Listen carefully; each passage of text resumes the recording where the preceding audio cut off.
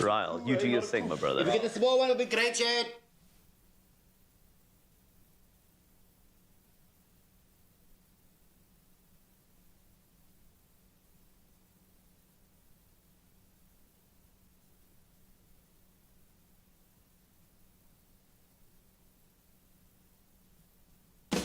Step into the day with the dawn ringing in my ears. Oh, I tune into my TV show. No better way, I gotta get myself into gear. Let's go. Oh, and I feel good today with my wake up in the morning espresso. I feel good today. It's my feel good breakfast show. Good morning, you beautiful people. Welcome to another edition. We are live right here, opening up on S3, and let me welcome you to one beautiful show coming up. And there's Ryle this morning. I want to thank you for joining us. And let's talk about something real right now. There's a lot of people that can feel what I'm feeling or what I've felt. The nostalgia of today is real. It was a day of nerves. It was a day of last-minute cramming for me. But from the studio this morning, we want to wish all our matriculants writing their first paper today the best of luck. Yes, today is D-Day, potentially defining the rest of your lives or your careers going into the future. But today, all our matriculants are writing English paper 1 from 9. And then this morning, hopefully, they can come out of it and be grateful and happy. But also later on today, there's Hindi, Gujarati, Tamil, and Urdu, which will be written at 2 p.m. today. Now, I don't know about you, but I definitely felt the nerves when I used to get prepped for this period, but don't worry, we've got so much advice, so many tips coming through to help you, Mzansi, for anybody else that's just trying to struggle and trying to get over that hurdle today. We've got all the inspiration you need, all the tips that you need for the day, and of course, someone else that has all the inspiration when it comes to his looks, when it comes to his hairdo, when it comes to his swag. You know I'm talking about my brother, Carlitos.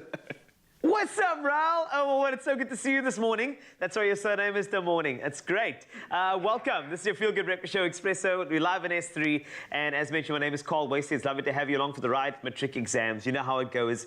We all just, I mean, if you do have kids, you know, you're watching them. Are they stressing out? If you're actually writing, you're thinking what's going on. And I think that we have to be supportive. But I want to ask you, what advice do you wish you were given when you were writing matric exams? Trust me, sharing that on the Expresso Facebook page, somebody could see that and you could change the entire course of somebody's exam period. I think that it's so important that we share. And also, let me just share something from my side. I think the biggest thing for me was actually I was quite a crammer.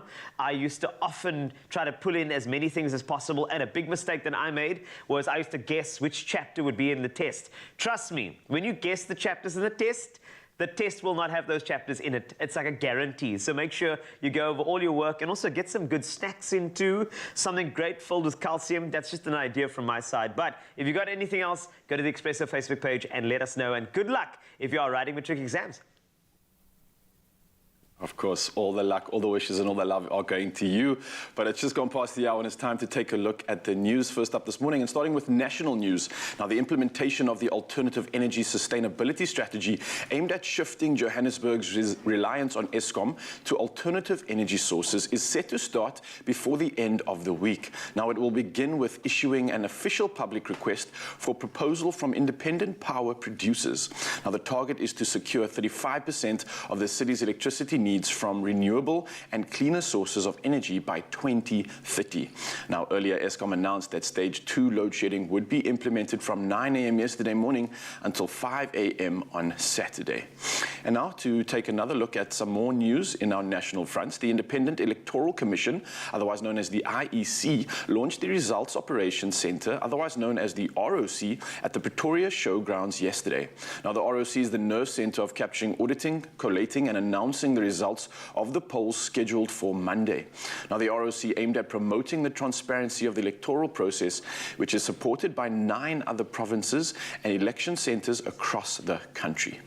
And now to take a look at international news, and starting in Sudan, where we get updated on the coup leader, where General Abdel Fattah al-Burhan says the military seized power on Monday to prevent, and I quote, civil war. Now, he added that the deposed Prime Minister Abdallah Hamdok was being kept at his house, and again quoted, for his own safety, and would be allowed home soon. Now, protests continued for a second day in the capital of Khartoum, and yesterday with roads, bridges, and shops also being closed. Now, phone and internet links are also being disrupted, and at least 10 people are reported to have died since the unrest began.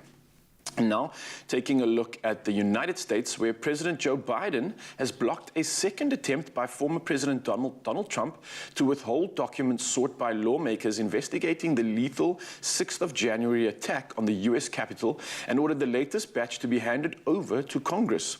Now, a U.S. House of Representatives committee in investigating the 6th of January storming of Congress by Trump supporters who were seeking to halt lawmakers from certifying Biden's presidential victory.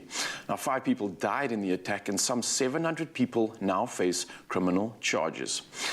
But next, Nolan Diedrichs is ready to scale another steep hill. Now, Siboniso Ngumalo once said, "Talent is distributed equally, but opportunities not." Now, 19-year-old Nolan Diedrichs of Paarl writes his first matric exam paper today, and his journey has been extremely arduous. He hails from humble beginnings. He endured abject poverty and was the first member of his family to attend a high school. But when Stoffel van Zyl's company, Christopher Group, launched Hilltop Runners with the aim of creating an environment for kids to flourish, Nolan was able to grasp the opportunity afforded to him. Now, he became one of 3 athletes that started at Groeneval Primary School, and he excelled as an athlete, being selected to provincial and regional teams. Now, he worked very hard, eventually grasping the opportunity to attend a school of the caliber of Paarl Gymnasium, which played a significant role in his development. Now, he's considering architecture, but still has another steep hill to climb during the next few days. Now, we do definitely indeed wish Nolan and the rest of the matrics that are writing today nothing but love, magic, and of course prosperity as you attempt your exams today. But for now, that's the news report. It's time to take a look at the sport, and here's Carlitos to show us what's up.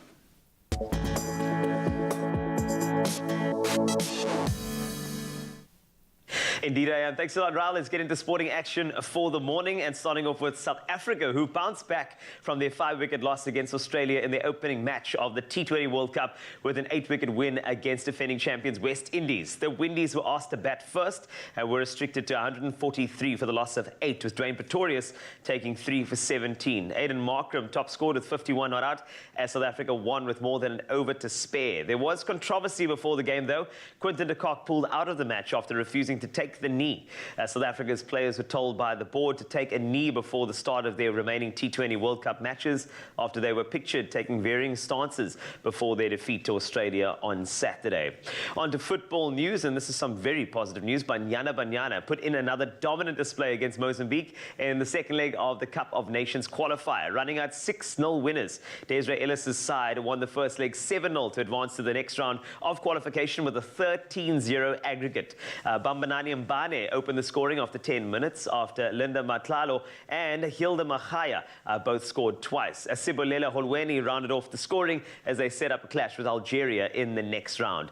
Now, staying with football, in one of the biggest and most controversial moments in football history, Manchester United up against Liverpool. But on the Manchester United side of things, their boss Ole Gunnar Solskjaer is expected to remain in charge of the team despite their heavy defeat to Liverpool and the fact a small number of players have reservations about their manager.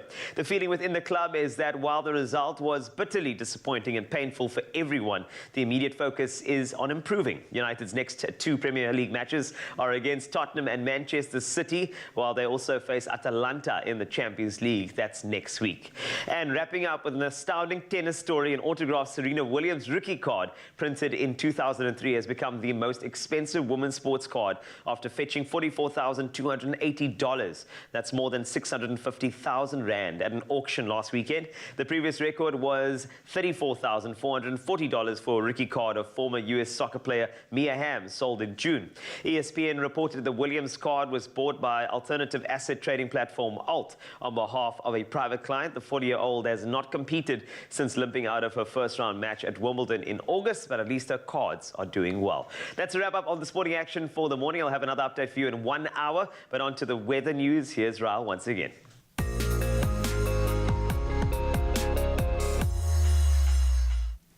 Thank you so much, Carl. Now to take a look at the weather this morning, and with the world's poorest countries saying that they are worried about getting to the COP or COP26 climate summit in Glasgow, Scotland next week. Now the warning comes from the group made up of the world's 46 poorest countries, which are on the UN's list of least developed countries. Now this as these countries are on the UK's COVID red list, meaning hotel quarantine for arrivals. Now they say the fortnight-long talks may involve being away for 7 weeks, as they will also have to isolate on return. The chairman of the least developed countries group, Bhutan's Sonam Punsho Wangdi, said it's the poor people of the world who are hardest hit by the ever-worsening crisis of global warming, and it's essential that they are well represented in the climate talks. Now, a coalition of 1,500 green groups are calling for the summit to be delayed because of COVID arrangements. But now moving from climate updates to some of the sunrise photos shared by you, our incredible viewers on our Expresso Facebook page, and do we absolutely love this part of the morning. Seeing how you wake up always puts a smile on our dial. And starting us off this morning is Anthea Kruger, who shared this absolutely breathtaking sunrise from Worcester, showing off the glow cast across the area as the sun begins to come up. And then long-standing viewer Joan Cameron sends greetings from Britannia Bay with a familiar view overlooking the ocean not too far in the distance. Oh, what a beautiful way to start your day, Joan. Now again, thank you to everybody that sent through their pictures. Of course, please keep them coming, because we love to see how you start your day wherever you are in the world or the country. But now to take a look at the local temperatures this morning, starting off at Polokwane, a low of 14 and a high of 23 as your day. Mbombela starts the day at 16, moving up to 21 degrees. Pretoria starts with a low of 15, moving up to 26 degrees. In Joburg, your day starts at 14, moving up to 24 degrees Celsius. Mahikeng, however, can expect thunder showers with a low of 16 and a high of 27. And Klerksdorp, very similar, thunder showers can be expected, a low of 16 and a high of 28 sees your days ending it off. And then in Kimberley, thunder showers can also be expected with a low of 16 and a high of 26 degrees. Moving up to Bloemfontein, however, a low of 15 and a high of 26. No rain expected, but sunny clouds and a sky full of clouds can be expected though. And then in Richards Bay, rain can be expected over there with 16 is your low and a high of 22 degrees. Pietermaritzburg showing very similar conditions with thunder showers expected, a low of 14 and a high of 21 degrees.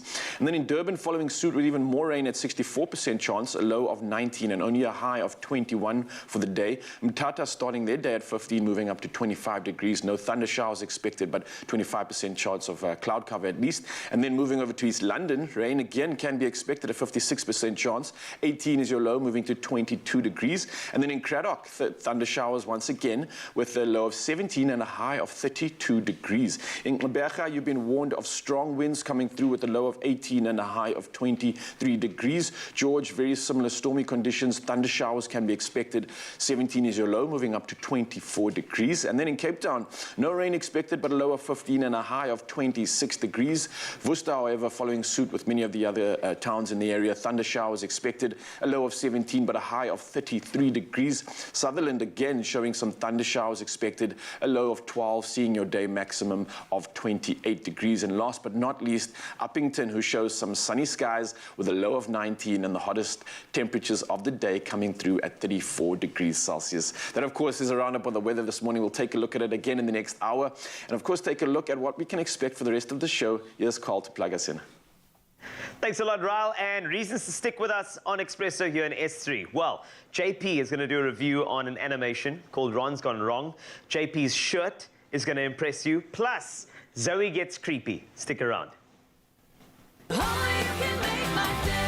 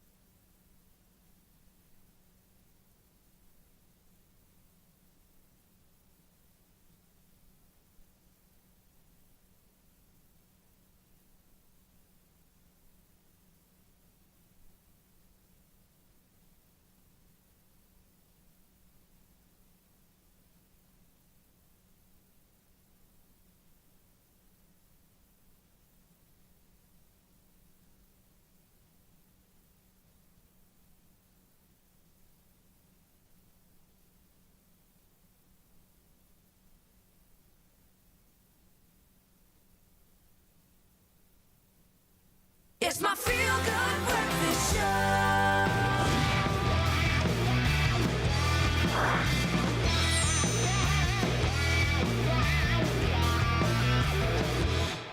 Welcome back to your Feel Good Breakfast Show. This is Expresso. You're live on S3, and I can tell you the only thing more talented than this man's movie critic skills is his shirt choices. I can tell you, JP Sebastian is here. Look at that. Oh, look at that pop of color. If that is at all a compliment, that's hard to It is know. a compliment. So the shirt, in all likelihood, has more sentience than I do. I'm telling you now that the shirt is making my entire morning. I hope it's making yours as well. And we've got a couple of animations. It is. It's making everybody's I morning. really hope it is. Like, if you have comorbidities, you can't be looking at the shirt. Oh, come on. You need to sanitize your eyes after watching No, this. I think it's great. Okay, there's an animation called Ron's Gone Wrong. Yes. And my first exposure to it is when I played a song by Liam Payne, and then I heard about this movie, and then I went to go watch Shang-Chi, as you said I should go watch, and I saw the poster there, and I thought, this looks cute. This is a whole story. Oh, you're done. Yes, I'm done. Yeah, I know there was a big Amazing. story. No, I'm done. What were you eating? Who were you with, Kyle? Yes, I know. It was a rainy day. It brightened up a little later, but it was cool. It really was. Tell you what, we've been bananas and probably got on my shirt. Let's watch a little clip, a little featurette from Ron's Gone Wrong. This is Zach Galifianakis. I got the name right. And Jack Dylan Grazer talking about the experience of making Ron's Gone Wrong and what it's all about. What if you could have one perfect friend? Hi, I'm your best friend out of the box. Hi, I'm Jack Dylan Grazer, and I play Barney. And I'm Zach Galifianakis, and I play Ron in the new movie Ron's Gone Wrong. The B-Bot, there's something wrong with it. I'll fix it. Ron was designed for connection in this modern world. Fight me! You need a stick! Is this one good? Let me hurt you! That's way too big! When the bot gets damaged, things get glitchy fast. Always charge up your device, especially if he's your best friend. All Barney wants us to fit in. Luckily, these two unlucky pals will teach each other the true meaning of friendship if they don't get deleted or crushed first. We'll go to the Crusher together. No, crushing is not fun! Ron's Gone Wrong. Dicky, dicky, daka, dicky, dicky, dicky. That was cute. That was awesome, actually. I love it. You could hear the earworm at the end, like your kids are going to annoy you incessantly with dicky dicky daka, dicky dicky dicky daka. It absolutely is absolutely cute. So to tell you a bit more about the story, like I said, he's this dude who's supposed to facilitate friendships, this little robot thing. But gigantic social media company, which is supposed to obviously proxy Facebook or whatever, releases all of these to millions of children around the world, and they all get the spick and span and shiny one. A lot of the other children who are well-to-do. Ron, however, shame, he's from a poor family, Yes. so he's grandmother who you saw there tries to smoggle him like one that's it's a bit rough around the edges. So in what you find is that the character who not Ron, the boy, he's self-conscious, he's awkward at school and whatever, and it's hard for him to make friends. So in a way he has to try and teach the robot what he has to learn himself. How do you just be a normal dude? How do you relax? How do you be yourself? Which is always a sweet kind of story for kids to hear. Especially with like I wonder how I'm not a parent. Like, how are you even talking to your kids about social media? How, especially now you're seeing these earrings about Facebook, like the stories on CNN. Obviously, kids aren't necessarily exposed to this, but we're all talking about the dangers of too much. How far is too far? Is giving complete access to your personal life, like having a robot follow you around a good thing, etc., etc. That's all highfalutin and philosophical and whatever. Main thing that matters with Ron's Gone Wrong is that it is adorable. It's got sweet moments and it's got like all those earworms that you can expect. It's intriguing because I'm thinking about technology being a problem. Parents going in saying, you need to relax in technology. Now they're bringing in a piece of technology to make people more social. So, like, yeah, shame. Like, the movie has all these interesting things it's trying to clutch at. Yeah. And then you're intervening by saying, hey, child, I will educate you by, putting you in front of a big screen. Right. Like, make up your own mind, which is maybe a good thing. But, like, there's all these interfaces, the technologies that, like, how do we win against this monster? And that's partly what the movie's trying to deal with. Okay. So, the robot tries to find a way to individuate himself, even though it is still just a tool, a thing, how to be a real boy in a way. So there's a Pinocchio vibe to it. There's also, I made the mistake, by the way, after watching this, of rewatching E.T., which is a masterpiece. Oh, it is. It is. So this poor movie, doesn't stand like a chance in the shadow of E.T. And so it's got those feelings as well. The Iron Giant, where boy finds new pet type thing. Yes. Larger systems want control of it. So in this case, the social media company wants this malfunctioning robot back because it means their share price is going to tank. All these like really interesting sort of talking points for kids, and maybe this for parents if you want to have Because even the little ones deserve conversation about this. You can't just say, slap the phone out your hands and say you don't have access to social media. Maybe you can, maybe we should. But maybe a good conversation starter. Movies are conversation starters. Ask your kids, like, do you think this is bad for you? What have you learned from Ron's Gone Wrong? Maybe you'll figure it out by the end. But a lot of it feels pretty much samey in a lot of ways, even though it's adorable at a lot of times. And I love Zach Galifianakis is, I mean, he's a very hairy dude. Well, of course he is, but I think his voice has just got so much color to it. I think it's so cool. But we have another clip for you before we get into a certain score that JP is about to give us, so let's take a look. Hi, I am Barney's Beanbot. I live in the shed. I am for making friends. I am sharing Barney's breakfast. Do you like it? How about you? Would you like to comment on this picture, old woman? Barney likes rocks, asthma inhalers, and his grandmother's food. Will you come to my secret shed and like him? No. Barney likes rock hammers too. I'm going to be late. My pants are on backwards. That was Barney's wake-up routine. Okay. Friend request? Friend request.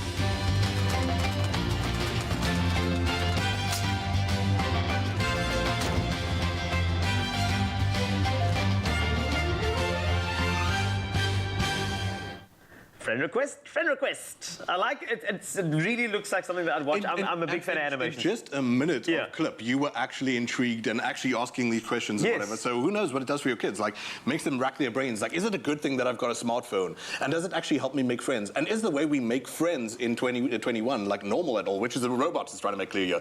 Like, before social media, no one was like liking photos or needing to see your breakfast every half an hour of the day, which is a weird amount of time to eat breakfast. But yeah.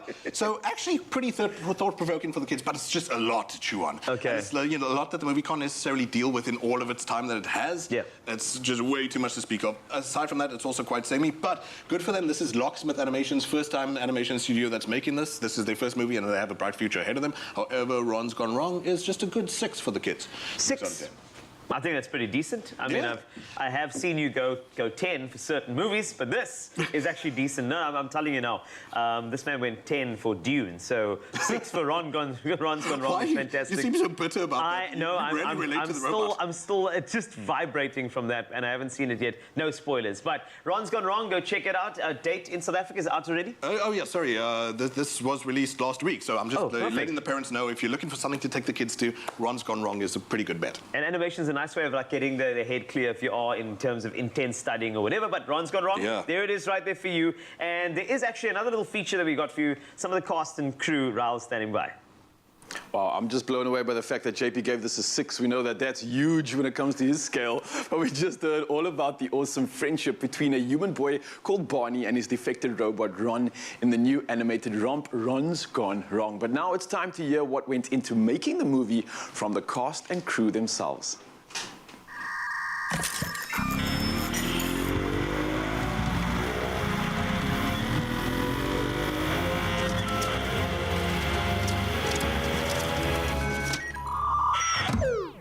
Hi, insert registered name. I am I am...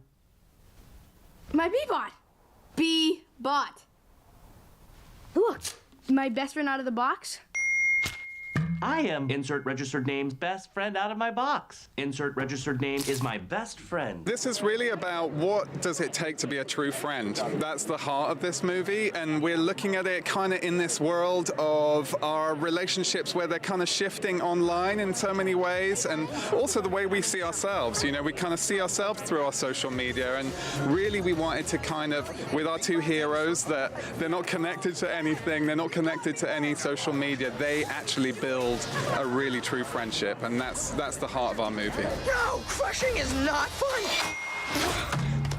Not fun. It's been an incredible journey that's brought us here, but it's so much fun. I mean, for me, my passion was to make movies for my own kids, you know, and for other families and other parents like me who are struggling to work out, you know, what we're supposed to be saying to our children about screen time and so on. And, you know, the two things in my house always is my kid coming home from school, talking not about all the subjects she'd learned, but about friendship issues, and me worrying all the time about the impact of screen time and online relationships on her friendships. friendships. And it just came from there. I wanted to write something from the heart. I love new friend Beebot. He's very funny. Hey, what have you done to my room? I have stayed here and learned stuff. What? I now know everything about you. I know your underpants combust at a temperature of 232 degrees Fahrenheit, 17 degrees below the melting point of your inhalers.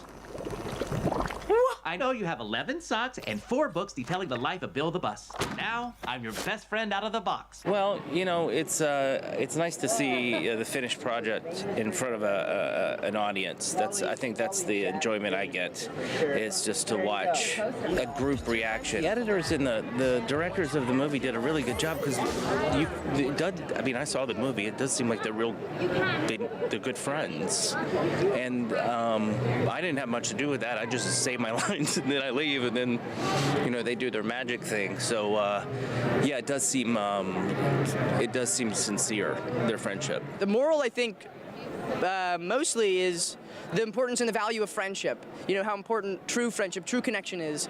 And as we see in this movie, the genuine connection between a bot and a boy. And it's the most unlikely pairing, but they get along so naturally. It's beautiful. Maybe turn it off and on again.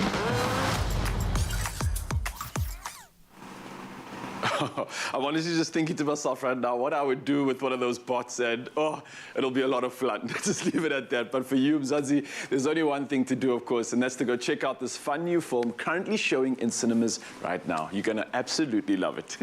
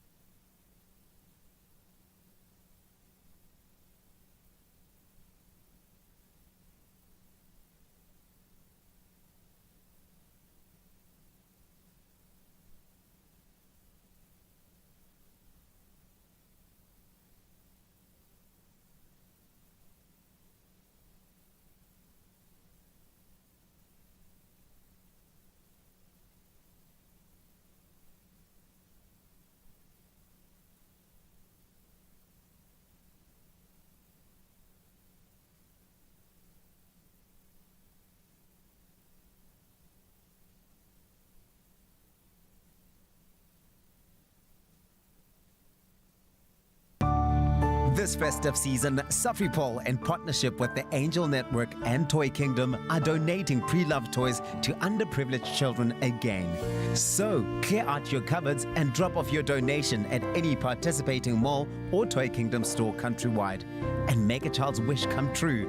To find out more, visit safripol.com. Giving makes the heart grow fonder. Let's plastic responsibly. Safripol. It's my feel-good breakfast show. Welcome back to your Feel Good Breakfast Show. This is Expresso on S3. In case you just woke up, hello. And you know what? As parents, we've all been here before. It's a few days before Halloween. And you have absolutely no clue what the kids are going to wear or what to give your neighborhood trick-or-treaters. Oh, look, Carl, do not fear when Zoe's near, because she's showing you how to creep it real. Yes, creep it real this Halloween with the crazy store. Let's check it out. Creepy.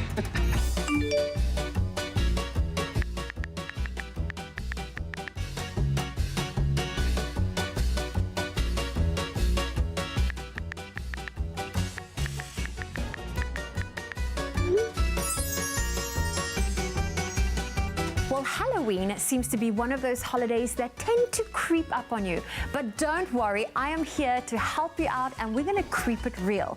That's all thanks to the Crazy Store with their awesome Halloween decorations and dress-up accessories. You're going to have a spooktacular time this year. This spooky cloth makes an exciting addition to your Halloween decorations. It's soft and lightweight, and that means it's easy to hang and shape.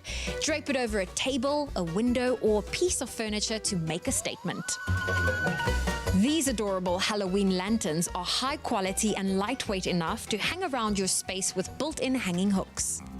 My favorite item from the Crazy Store has to be those beautiful lanterns.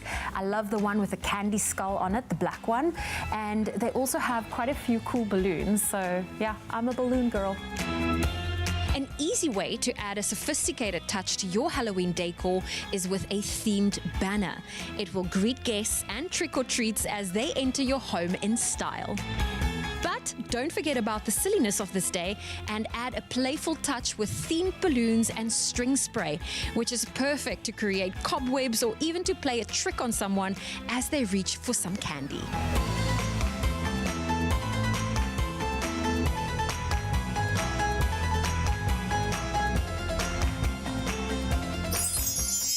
There's a new Boo basket in town, whether you want to do a spooky basket or this really cool one. It is fun for all the treats and none of the tricking so that you can have a fantastic Halloween. So some of the items I got to play with today had to be the cute Boo baskets, and that is such a cute little way to have kids put their candies in it. And I mean, just looking at the wide variety of candies that the Crazy Store has was incredible. There were some cool fangs, there were some eyeballs, there were some little brain candies, like really some gooey and gory things, but it's all part of the fun for the day. Whether you keep the creepy decor to a minimum or you go all out and give your home a full Halloween makeover, the Crazy Store will have something for you. When it comes to Halloween, I love the decorations. I love the opportunity to dress up. And you know what? You get to be as creative as you want. Whether it's your favorite character or you want to be as scary as possible, it is a whole lot of fun and it's a great way to bring people together of all ages. I know kids love it for all the sweets and the adults too, but it really is just a great way to spend a fun day. For some, Halloween is all about the tricking and the treating. For others, it's about dressing up into your favorite costume or the scariest one that you can find. Look at this really cool wizard hat. The Crazy Store has the coolest Halloween accessories. I love the fact that you can simply dress up by putting a cute little Alice band on your head like I'm wearing right now. Surprisingly, the item I enjoyed most wearing was the scary pumpkin face. I think it just gives you that little bit of a, you can smile or have a giggle, but the mask still makes you look scary. So for this Halloween, if you want to be the ghostess with the mostest, the Crazy Store has a little something for everyone. And if you want to stand a chance to win a 500 Rand voucher from the Crazy Store, simply head on over to our social media and tell me which item from their Halloween collection you can't wait to get your hands on. T's and C's do apply and the competition will close on Friday, the 29th of October at midnight. And don't forget that hashtag, the Crazy Store Halloween.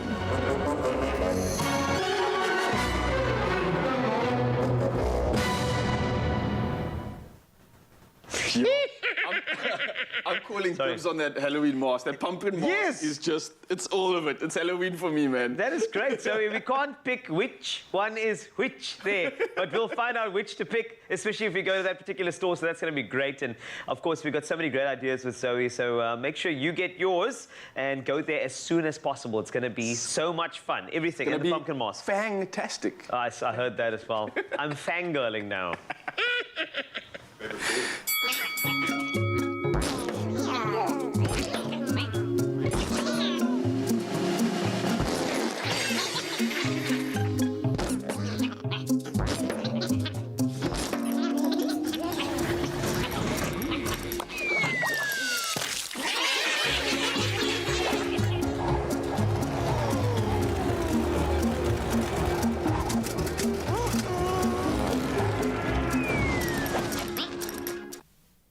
Well, now that we have spooktacular ideas, then it's time, I think it's definitely time to head into the kitchen to make something with all that leftover pumpkin lying around at this time of the year. I'll go. But one of you said, oh, he's back. Move away. Clover fresh milk. Made with love by Clover. Yes, it's time, of course, and it's time to get the little ones to eat their veg, and that can be a challenge for many parents, right? But it's easier with the magical range of Nutri-Kids. Now, a good choice for moms and magic for kids too. And Jenny Morris is here to show us how to make veg exciting again with a roast pumpkin corn bread. Jenny Morris, how are you doing this morning? Hello, darling. I'm good, and this is going to be a spooktastic bread. A spooktastic bread. It's going to be fantastic. Yes, and the flavour will haunt you for the rest of your life. I love it. So what's happening? Obviously, it looks like we are using...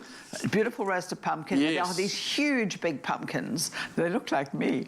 all over the veg stores now. Yeah. And people are cutting them out, and they're going to use them for Halloween. Then what do we do with the pumpkin that's left? We don't waste Especially all the insides that you're actually hollowing out, right? Absolutely, yeah. Okay, so that's the plan that we're going to put That's in the place plan, today. absolutely. Love so it. you're going to, I've roasted that already. So what Okay. you're going to do is you're going to blitz it. And while you blitz it, I'm going to go into my bowl with all the dry ingredients. This is polenta. Ah, so okay, it's all right. lovely and corny. Just Okay. look at that. And the colour's bright and Yeah. sunny. And then we've got some sugar. Okay. Some lovely brown sugar.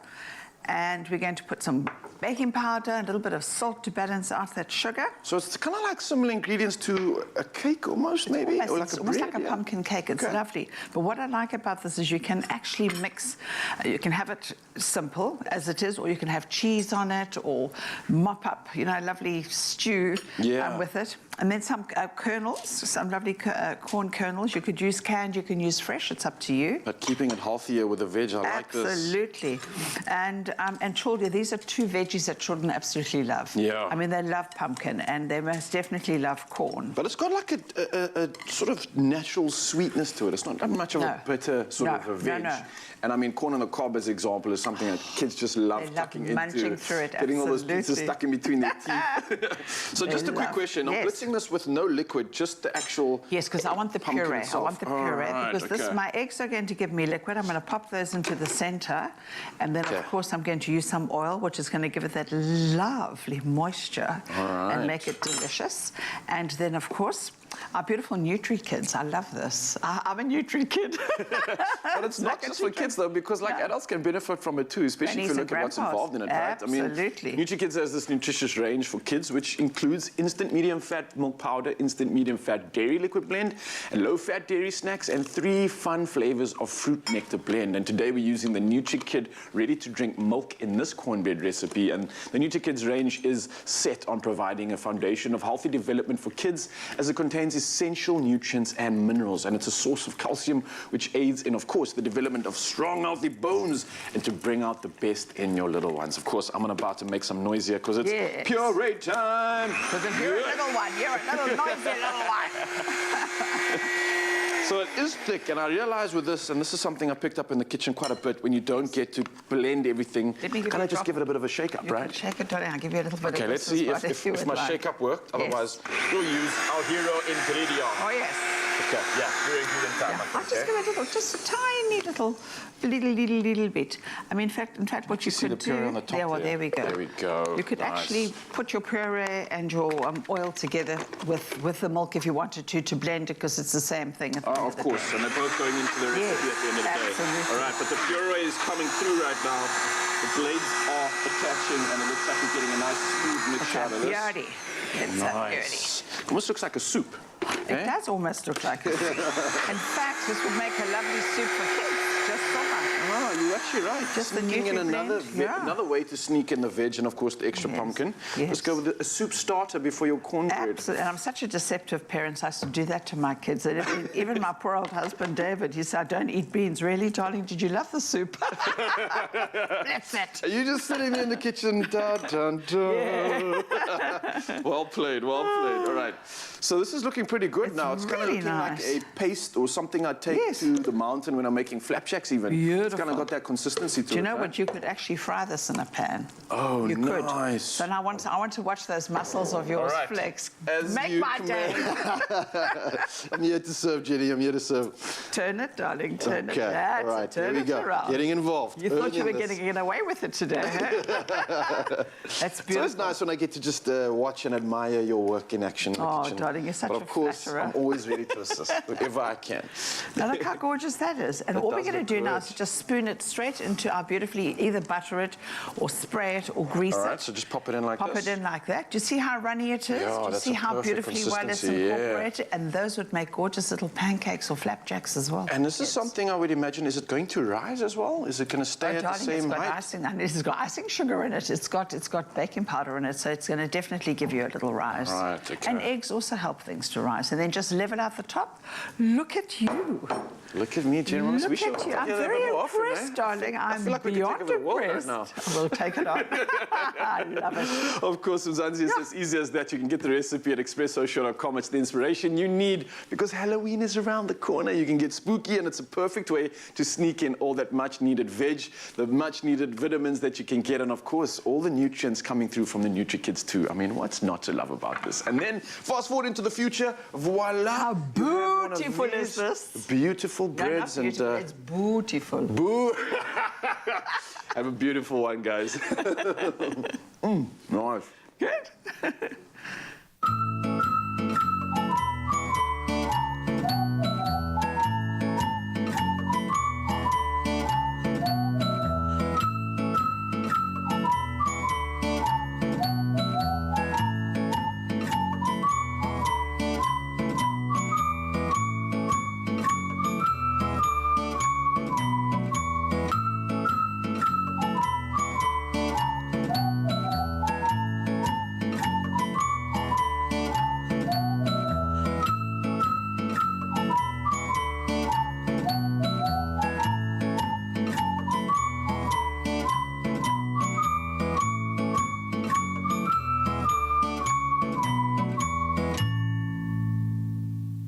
Made with love by Clover.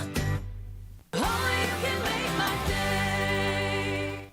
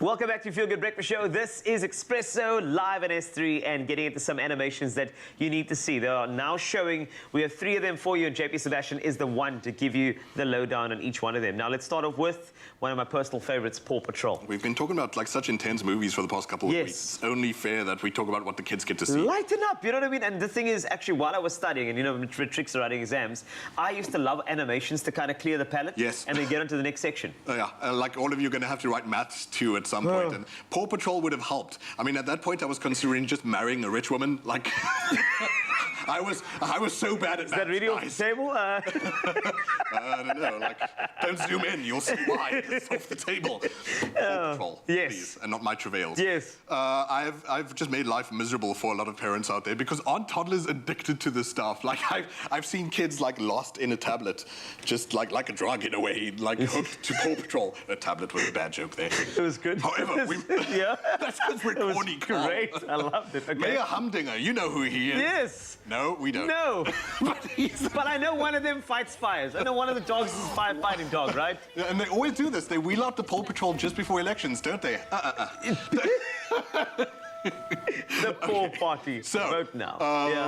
As opposed to the episodes, it actually looks like the writing, they gave some sort of thought to it, whatever. There might be bits and pieces for the grown-ups to enjoy as well, but I know you don't have a choice. I know that your kids are going to have you in a hostage situation. I know that you're going to wish you're going to be able to call a canine dog unit to save you from your own child for their addiction to Paw Patrol. This is out at the moment, so I'm sure every kid has seen it already, but I know kids listening will want to see it a 6th or 7th time. And you know what's also sweet? I was actually seeing like a lot of people, like say, even maybe for matrics, when they do want to let their hair down, they just want to take their younger brother or younger sister to see their fave. Like, they've got their Twilight and whatever. Jeez, I'm so outdated. Wow. It's okay, I'm going to go with it. Wow. Twilight, yes. Team Edward. Could have grandkids at this point. but yeah, like maybe you just want to take your little brother or sister. It's really sweet to be like the champion of their favorite thing. But tell you what, I think I've blabbed enough. Do we want to see a little bit of a snippet, a little tidbit of Paw Patrol? Yes, indeed. That's me asking you, Mr. Do we Director. want to hear Kim Kardashian's voice? Why? This is the other question we'll come back to. But anyway, I love sometimes just seeing the actors let loose in the studio, in the booth, because voice acting is actually so animated and so elastic, and you never get to see that part, but here's a bit from Paw Patrol. The actors showing their skills, doing the voices to the puppies. Paw Patrol, what's your emergency? Liberty, reporting for duty. Here are some dogs that just won't roll over. Ow, ow! Oh, what do we have here? You, like, totally messed with the wrong dogs. Oh! I think the cool thing about voiceovers is you can just imagine yourself as the character. I can't believe I'm looking at the Paw Patrol. And how can I spice this up? This is off the leash. I played Dolores, and she's this really sassy valley girl poodle. Please, this scrawny little purse pup is gonna pull a jailbreak? You talk a lot of trash for a dog who looks like a toilet brush. I played Gus, an old cantankerous but fun truck driver. Oh, no! Chase is on the case. No dogs. The process itself is really fun. You need to show these dogs you're the alpha. Oh! Get out! My kids love Paw Patrol. They are so excited. I have a son who is 6 years old. This will be his first big screen experience, so that for me is exciting. It's a beautiful thing. I've always wanted to be one of the dogs on Paw Patrol, and when they offered me the role of Scoops the News Hound, I was like, he's what? His name's not Scoops? And he's not a dog? Oh, okay. Jimmy Kimmel. Jimmy Kimmel, Tyler Perry, and Kim Kardashian, for reasons we will never understand. Why? Animations, I'm begging you, if somehow someone in a fancy suit in a studio somewhere is watching this, kids do not care that Kim Kardashian exists. They want, I don't know, mashed potatoes and flashy objects. Like, no adult is going, yes, now I'm intrigued by Paw Patrol. I need to spend 80 Rand. Stop blowing budget on Kim Kardashian to voice, because she's not a voice actor. Sorry, now I'm... No, I just wanted to take you off your leash and sick him. Sorry, JP. I knew that'll get you going. Okay, can we move to our next movie before Kim Kardashian stops watching Expresso? We know she does every single morning. Anyway, yes, of The course. Addams Family 2, another animation for you to check out. And the voices in here, come on now, these are really great. I mean, I feel like these actors could play a real live action Addams Oscar Family. Isaac looks like... Right, he does look like the who was dude, the first the guy? Was it character. Raul Julia. yeah. Rest in peace. He was so Yes. good. He was also M. Bison. in Street Fighter. One of the most entertaining performances I've ever seen in my life. Raul Love Julia it. brought it. So Yes, by the he way, did. like after you see the animation, parents, show your kids the original Addams Family, the live action ones. They were actually really good and actually like really well written and hilarious. And you're gonna love Wednesday. You got it, burning down the pilgrims' tents and all that kind of stuff. That scene was amazing. However, by the way, just while we're on a ramble here, yes. Paw Patrol. This is the last weekend you've got. Parents, okay, cool. Which is why I'm bringing it up. Addams Family will still be screening for maybe the next month, so you still have time. But if you're looking for something to treat your kids during Spooky Week, which JP can't talk about for reasons we also will learn, I'm sure. The Addams Family 2 is it's a great entry because it's not all happy and colorful and whatever, and it shows that you get to be a bit weird, kids. If you have a weird quirk, love it. That's part of yourself, and that's entirely what the whole drive and the story of the Addams Family is about. So the kookier, the zanier, sometimes for me, I love. I grew up on Looney Tunes. If the stuff is wild and stupid as heck, I'm all in. Be wild, be large, move all over the screen. Use the screen. It's a big screen. Make the thing exciting, and Addams Family looks like it is at least elastic enough to keep someone as dim-witted as me my attention throughout the entirety of the movie. Dim-witted? No, never, ever. Addams Family, go check it out. Trust me, you're gonna let that one fester. Moving on to the next movie, Boss Baby Family Business. Let's go for it. Now, some incredible voiceover artists as well in this one. Boss Baby, we've seen the first one. This one a bit different. How? Questions, yeah. How are any of these different calls? Why do you ask me these things? Because you're the expert. We go straight to you for Boss Baby. You know all about Kim Kardashian's voiceover, about Addams Family 2. Now let's go to Boss Baby. Speaking about Boss Baby, let's start with credit default swaps, since I studied economics. No, that makes no sense. Yes. Boss Baby 2, now everyone's grown up. But of course, the new baby comes along. Tina has this magic potion that takes everyone back to the original baby size. They use that to infiltrate a local school that a principal is causing shenanigans in. Okay. Who cares about what the story is again here? It's about the elasticity, it's about the wildness and the size of the thing. And to its credit, even though this is not necessarily a franchise I care for at all, maybe you grew up on this, maybe it's your kind of baby, but it's got the size, the movement, the scale, the gymnastics, the acrobatics to it that I think a cartoon deserves. But again, I love seeing the actors perform. All right. And I love seeing them doing voiceovers and whatever. So here's a little teaser, a little introduction to the new baby on the block, Tina, for Boss Baby Family Business. Oh, let's check it out.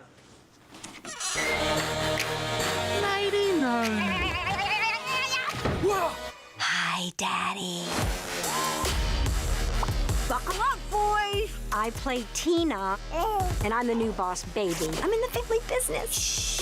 She has a lot of energy. She's very bossy. Excuse me, I hate to interrupt. Why don't you both suck it? And she's a force of nature.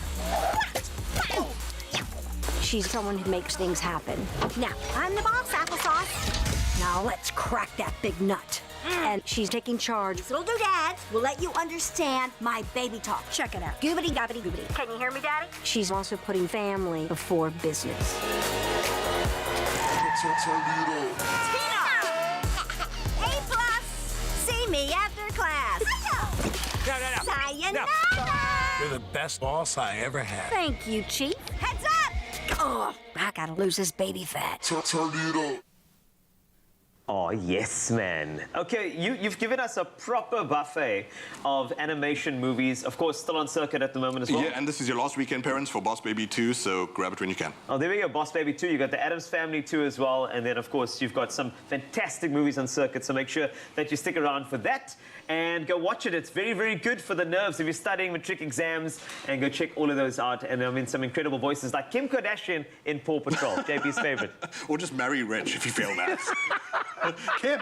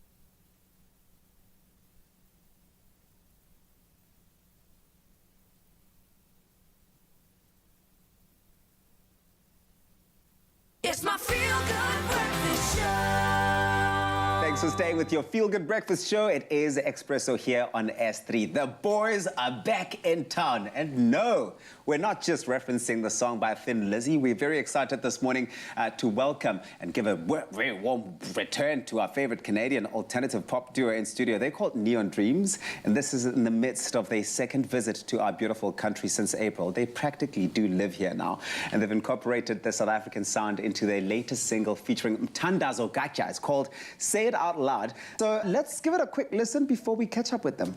Somewhere else you want to be, somewhere in your wildest dreams. Just say it out loud. Say it out loud.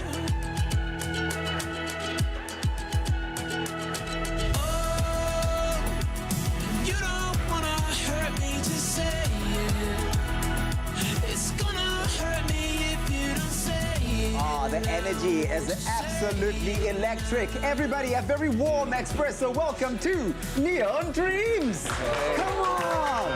That's what I'm talking about. Guys, welcome back home.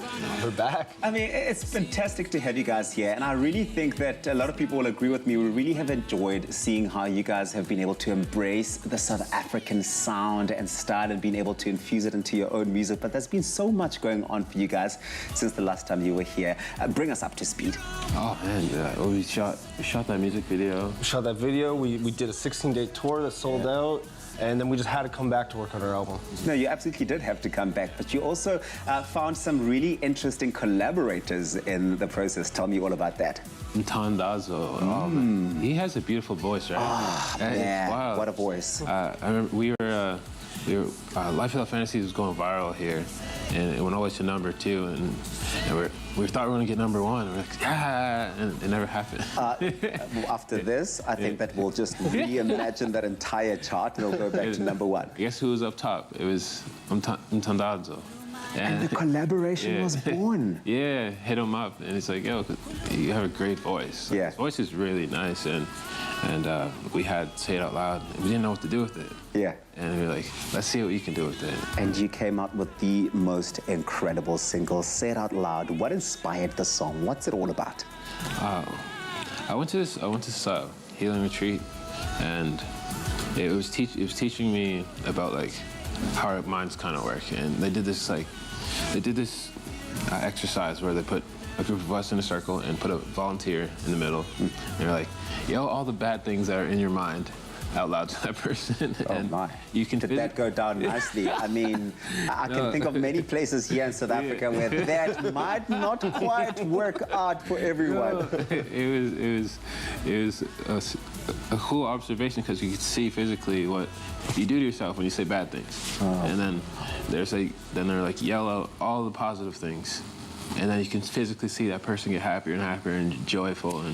And I was like, wow, I want to take that lesson with me into a song. And that is really the magic of your style of music and your sound, is really that ability to leave us feeling oh so good. Do you have to work hard to get to that? Do you guys have to really consciously think about how you're going to make us feel when you create your music? I think there was a point in our career where we made it kind of a mission for us that we wanted to make songs and music that made people feel good. I love it. It was like something that was really important to us, and we actually scrapped an entire album at one point because we were like, this isn't giving us the feeling we want other people to feel. Wow. So we want people to feel positive. They want to feel, we want them to feel that they can use our music to heal whatever they're going through. And it doesn't matter where in the world you find yourself. I mean, I think what we've been able to see with COVID-19 is how small the world really is, and just the fact that we all really are connected. Are you guys finding that to be the case in music production as well? Yeah, I mean, that collaboration happened across the world through the internet. Like, I don't know if we would have connected in the same way if it wasn't for what was going on in the world right now. Yeah. I think it's like giving us new ways to connect. But like musically, it's keeping people. Music is keeping everyone together through this, you know. Yeah. I really do love your sound, guys, and I think that the one thing that stands out about you guys is that you really do allow us to go into that place and dig deep into what makes us feel good and connect with that. And you're going to be connecting with everyone this morning because you guys are going to be performing for us, which is fantastic. You're going absolutely nowhere. It's Frank and Adrian of Neon Dreams. They have 3 incredible performances. Yes, 3. Oh, yes. Yes, they lined up for us this morning here on your Feel Good Breakfast Show. You know what to do. Keep it tightly locked right here. So good catching up with them, and thanks so much, Tabisa, for bringing that to us. But it's just gone past the hour, so it's time to start off and take a look at our news this morning. And starting off in the national fronts, the Human Rights Commission, the HRC, which has recommended that the national government take over the management of their Tshwane Metro's water and sanitation department. Now, the HRC's head in Gauteng, Boang Jones, says the commission also recommended that both the previous and the current management of the metro be held accountable for the situation. Now, Jones made the proposal in Hammanskraal, where he issued a report on water pollution in the area. And at the time, it was alleged that sewage slid into the Apis River after the Tshwane Metro closed the Rooiwal sewage plant. And now, the implementation of the alternative energy sustainability strategy aimed at shifting Johannesburg's reliance on Eskom to alternative energy sources is set to start before the end of the week. Now, it will begin with issuing an official public request for proposals from independent power producers. Now, the target is to secure 35% of the city's electricity needs from renewable and cleaner sources of energy by 2030. Now, earlier, Eskom announced that stage 2 load shedding would be implemented from 9 a.m. yesterday morning until 5 a.m. on Saturday. And now to take a look at international news and heading over to Japan, where Princess Mako has married her college sweetheart, Kai Komuro, thus forfeiting her royal status. Now, under Japanese law, female imperial family members forfeit their status upon marriage to a commoner, although male members do not. Now, she also skipped the usual rites of a royal wedding and turned down a payment offered to royal females upon their departure from the family. Now, she is the first female member of the royal family to decline both, and the couple is expected to move to the US, where Komuro works as a lawyer after marriage. Now, the move has drawn inevitable comparisons with British royals Meghan Markle and Prince Harry, earning the newlyweds the nickname Japan's Harry and Meghan. And now taking it out to the States, where US President Joe Biden has blocked a second attempt by former President Donald Trump to withhold documents sought by lawmakers investigating the lethal 6th of January attack on the US Capitol, and ordered the latest batch to be handed over to the Congress. Now, a US House of Representatives committee is investigating the 6th of January storming of Congress by Trump supporters who were seeking to halt lawmakers from certifying Biden's presidential victory. Now, 5 people died in the attack, and some 700 people now face criminal charges. And next up, in possibly more inspiring news, Aditya Naidu's passion to give back to the community. Now, Aditya Naidu is a life coach and motivational speaker from Durban. He's always had a passion for giving back to his community, and as a friend of the KwaZulu-Natal Blind and Deaf Society, he would ensure that their activities received publicity in the local newspapers, where he used to write regular sports columns. But it was while helping the society that Naidu realized how little information there was in Braille for the visually impaired to access. Now, a book authored by Naidu titled Aim Higher was launched in 2013, and he says it consists of 100 quotations that were converted to Braille in 2015 and distributed to 22 schools for the blind in SA. And recently, even better, Naidu submitted a copy of his dissertation in Braille for an MBA degree, and this was to honor Blindness Awareness Month, which, as we all know, is this month, and of which the aim is to promote greater understanding of the realities of living without sight. Now, on that promising and inspiring note, we finish off the news headlines, but it's time to take a look at the sport, and here's Carlitos to take us through it all.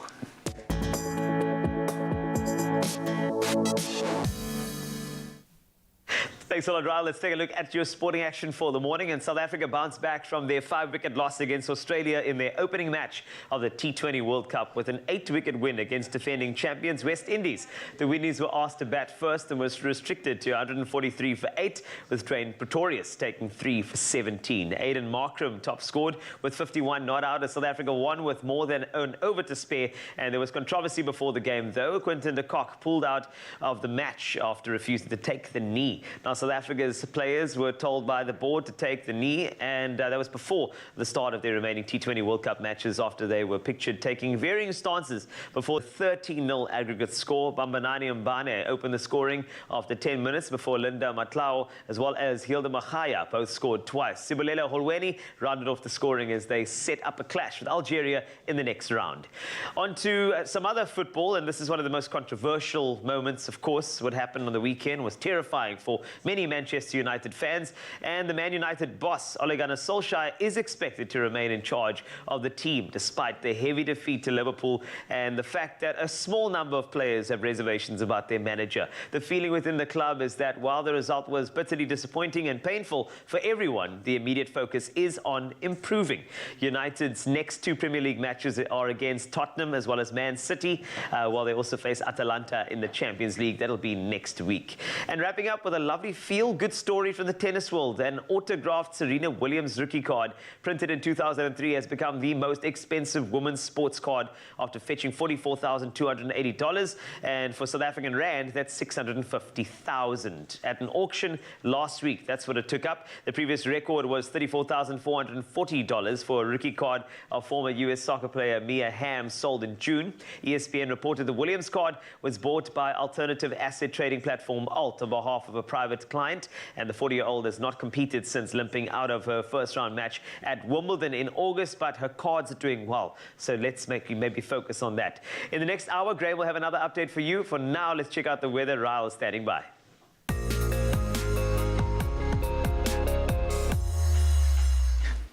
Thank you so much, Carl. Now to take a look at the weather for 7 o'clock. The national plans to cut carbon fall short of what's needed to avert dangerous climate change. Now this, according to the UN Environment Programme.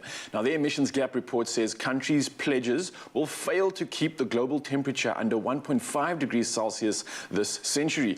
Now the analysis suggests the world is on course to warm around 2.7 degrees Celsius, which hugely impacts and destructs. And this is also said that there's still hope that if long-term net zero goals are met, temperatures may be significantly reined in. Now, UN Secretary General Antonio Guterres says this report on climate change just a few days before the COP26 or COP26 opens in Glasgow, and has quoted another thundering wake-up call for the world to act decisively on global warming. But now, moving from climate news to sunrise views, Nancy Govender from Pennington starts off our 7 a.m. update with this gorgeous shot overlooking the ocean. Now, this photo is giving us all the summer feels, and we can't thank you enough for sending this one through. And then Vincent Lutuli captured this cloudy morning shot as the sun casts a brilliant glow from behind the clouds.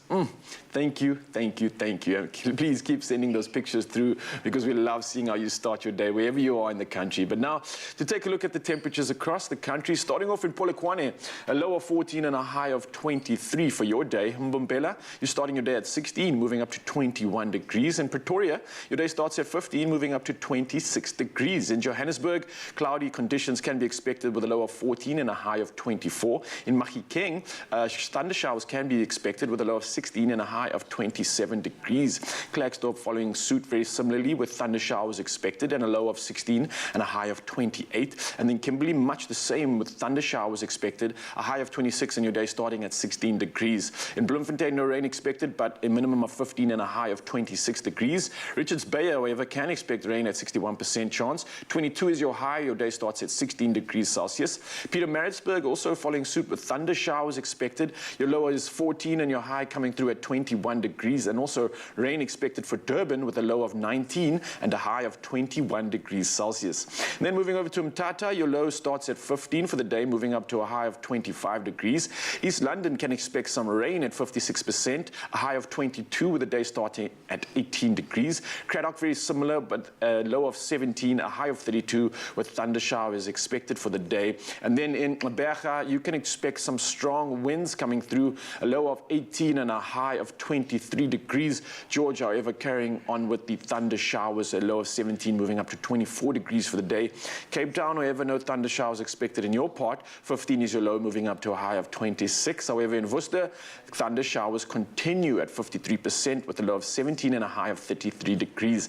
Sutherland following suit very similarly with thunder showers coming through, a low of 12 and a high of 28. But last but not least, Uppington, no rain expected, a nice scorcher. Your day starting at 19, moving up to 34 degrees Celsius. Of course, it's time to check in with the rest of the team. We're talking about the matric exams today, and maybe you got some inspiration for us. Let's find out. Well, I'll tell you who's not going to give it to us. It's Quentin de Kock. Come on, buddy. Come on, buddy. But it's not that time. It's time to focus on something else.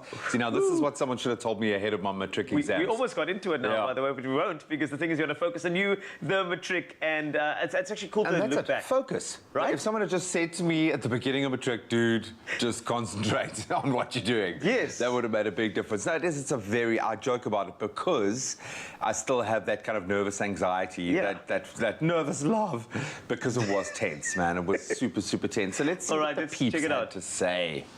Right, so what advice?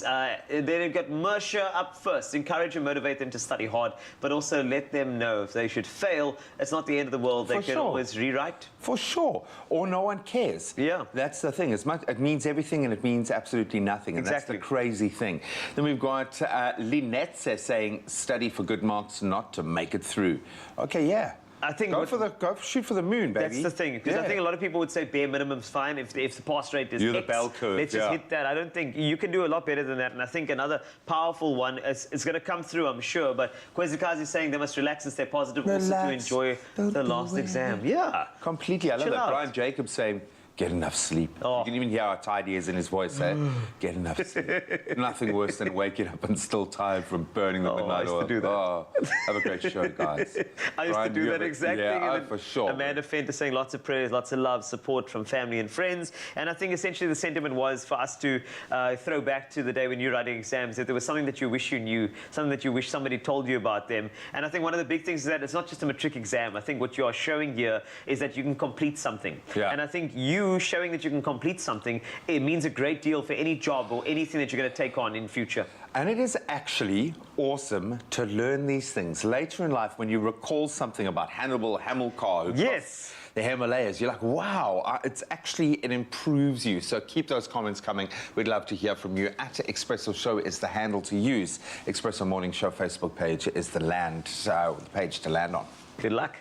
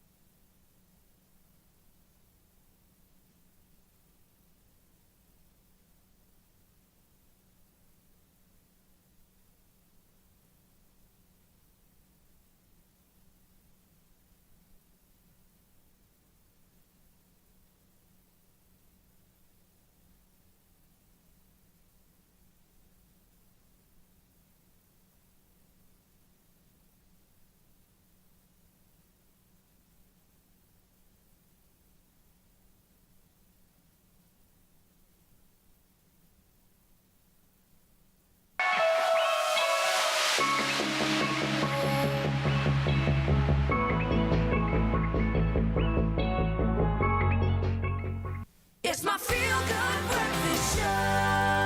Yes, you're still locked in. It's your feel-good breakfast show. Let me tell you, today was always full of nerves for me. The countdown to the start of the matric exams is done. It's the exam period. It's starting today, and when hopefully all the hard work our learners have put into prepping for these exams are about to pay off. And we thought we would prep you and bring you all of the motivation that you need, because it is a big journey ahead for you. And who better to bring us all the motivation that we need than Ricardo Gracel, also known as Warrior Rick. Warrior Rick, it's always so great to have you here. I mean, matric exams, it feels like the other day that we had to write them. So we really can empathize with the students. But it is too late to start studying. There was a lot of prep that was involved. But what words of encouragement can you give someone that's feeling a little bit stressed? Well, it's never too late to continue to do your revisions and to review. They may have had their first exam, but there's still many more exams to come. So I think the most important thing is to make sure you find peace. And this whole thing about the pursuit of happiness, I think, is overrated. Everyone wants to pursue these extreme pleasures and happiness. It's about the pursuit of peace. So you need to find your balance of study time, investment and reward. Make sure that you give yourself some reward after you've taken 1, 2, even 3 hours worth of studying. Knowing that these exams are long, some are 1, 2, even 3 hours, that you need to make sure that you're calm and you're relaxed. So the best advice I can give them, especially at this point, is to just be calm. It's gonna be okay. All right, so speaking of calm, let me imagine then that some no-nos would definitely not be cramming the night before and staying up late till 3 in the morning. You've been there. So don't do anything I did, basically. Or maybe for people that are looking for inspiration, I'm clearly the no-nos. What are some of the others that we should stay away from getting involved in? Well, I think that's the main one, isn't it? Because you start asking silly questions just before the exam. You start asking your friend, what do you think and how? No, study groups are done. Yeah. You've done your revisions. You've hopefully spent some time with some after-school classes, and even on the weekends, schools many times will offer some additional learnings and some insights. Now you just have to recognize that it's really about you. It's no longer about the subject. It's no longer about the school. It's not even about matric pass. It's about you being extraordinary, because passing is not good enough. But I think we focus on lowering that level, and we say, I just need to pass. Rather shoot for the stars and settle for the moon. So a big no-no would be to just get over the hump. A real yes would be, let me shoot for the stars, and guess what? I can settle for 70 or even 80%. And where were you when I was studying? Come on. Warrior Rick, you know what? I'm someone that I dread exams. I dread examinations and tests and that big pressure. Do you think there is too much weight placed on exams? It's a good question. I mean, I think, life is an exam, right? So everything is a test. There's a reason for it. Schools and teachers and obviously districts need to look at what sort of weight they put on certain exams, especially talking about the exams leading up to the end of the year. Obviously, participation counts. Obviously, how you engage with teachers and other learners should count. Community service, in my opinion, should also count as well. But when it comes to the matric exam, it's really all or nothing, because that's now you're being promoted beyond your high school years. So is there too much weight put on it? I think the individual might put too much weight on him or herself, parents perhaps as well, and even teachers. I think it's important to recognize who you are and who you are as part of your educational development. And when you realize that, you realize, well, maybe I'm not going to be a mathematician or an Afrikaans teacher, but this is part of my process of self-discipline, self-respect, and being someone who can be part of society in Ubuntu, who can actually make a difference. And I think when you do that, you realize pressure's off. This is only a test, it's only temporary, and I'm not gonna have heart palpitations and not sleep at night, even as a grown man. I like that, man. I like the way you have this perspective on it, because I literally felt the polar opposite. I felt like this is going to determine everything and the rest of my life in this moment right here. But the way you're wording it, I think that's so important for Mzansi right now. Such a beautiful way. And I think just to look at some more practicalities when it comes to preparing, I used to have these strategies where you kind of look at past papers and be like, they're definitely gonna ask that question. I know it's maybe like spot learning, not the greatest. You should know everything. But I mean, they do help, right? I mean, surely there's a strategy between going through these past papers and past results, yeah? 100%. It's to familiarize yourself with the unknown. The thing that we're most afraid of is uncertainty. That's what we've been experiencing during the global pandemic, is that we don't know what's coming next. Although what is coming next is coming very soon, I think is extraordinary. And I think what our learners need to recognize is that when you familiarize yourself with what's happened last year and the year before, you begin to see a pattern. There's a way to ask questions. There's a way that things get worded. The teacher's not trying to trick you. You get what I'm saying? Are you sure? Well, If you didn't study it, we feel like they're trying to trick you. They shouldn't be. But there's a formula, isn't it? There's a way of answering questions, but you wouldn't know that if you don't know the formula. So I always recommend that learners, when they're taking exams, especially their matric exam, is get the easy stuff done first. If you know it, go right in there and don't second guess yourself. That's why you need to be at peace, so you don't second guess yourself and start double backing on your answer. Then when you get to the harder stuff, you're more relaxed because you've already answered maybe 50, maybe 60% of the paper. You're in the zone, You're in the zone, and now you get that momentum going so that you can actually do it. And if you have to go back to questions, at least you can check the time. You're just more relaxed. But get the easy stuff done first, and then the harder stuff will be more easily handled in the challenging ways of exams. And these are things you get to learn and experience and take with you for the rest of your life. Don't go anywhere, because Warrior Rick's not going anywhere. He's got more wisdom and inspiration to share with you. Absolute legends. We love Warrior Rick. Just, I think, one of the most inspirational human beings, but has this way of just making things practical. So we're going to get practical right now. And with the end of year exams commencing today, I don't want to say looming, it makes it sound so negative. Think of it as a positive gateway, the next step towards your future. Students are obviously hitting the books in a big way in preparation. And while the focus will be on exercising the mind, it is still important to exercise your body and get the blood flowing.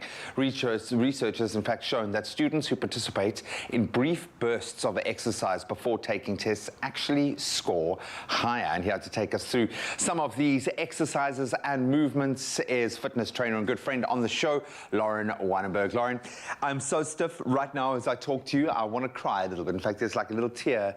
Right, so this is ideal for me, but it is vital that if you're studying, if you're in that sedentary kind of state of existence, you need to move and exercise. Definitely, and especially if you're sitting at a desk all day, you want to make sure you're stretching your neck, your back, your arms.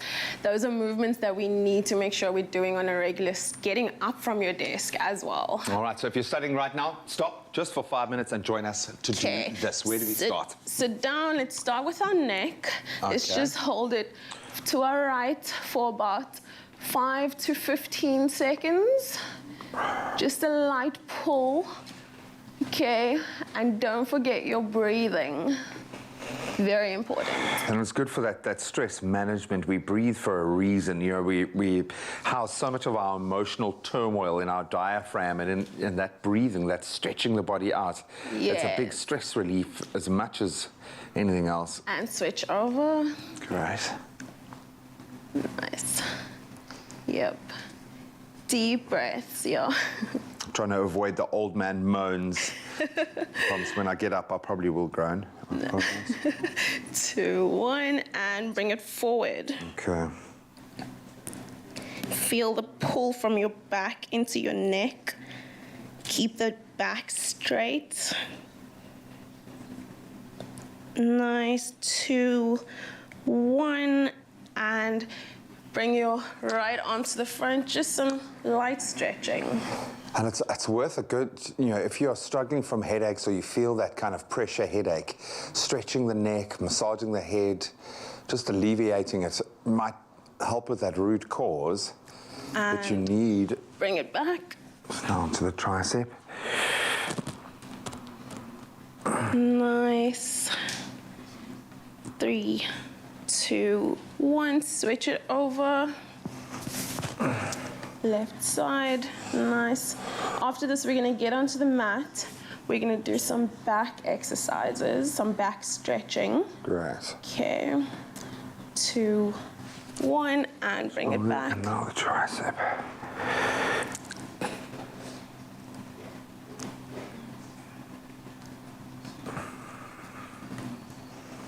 Two, 1, and nice. There we go. Let's get it to the bottom of our mat. Let's create a table. Okay. A table with our body.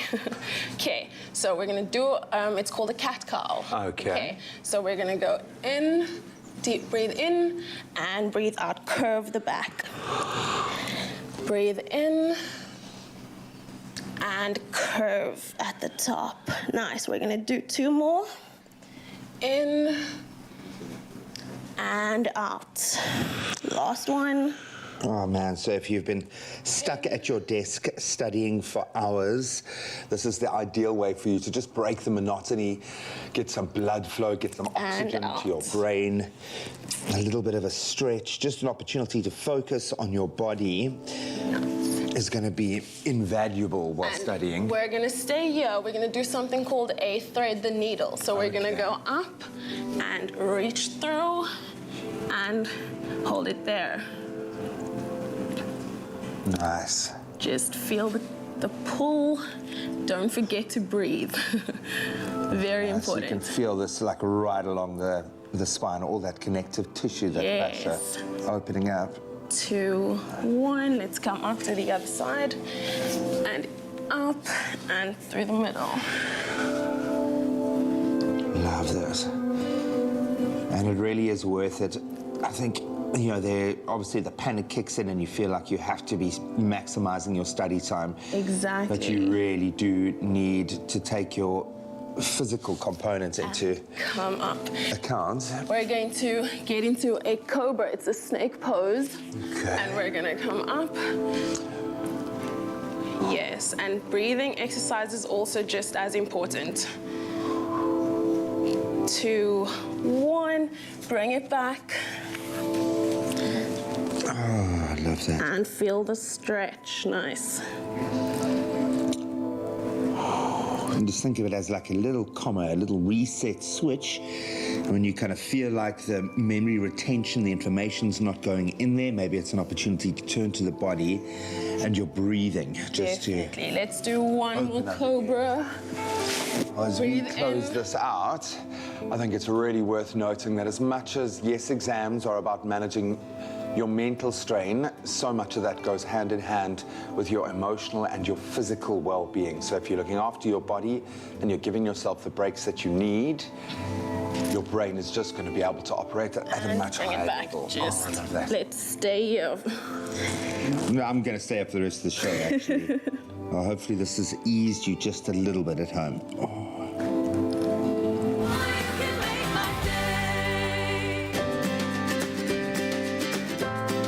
Simple as CBD should be.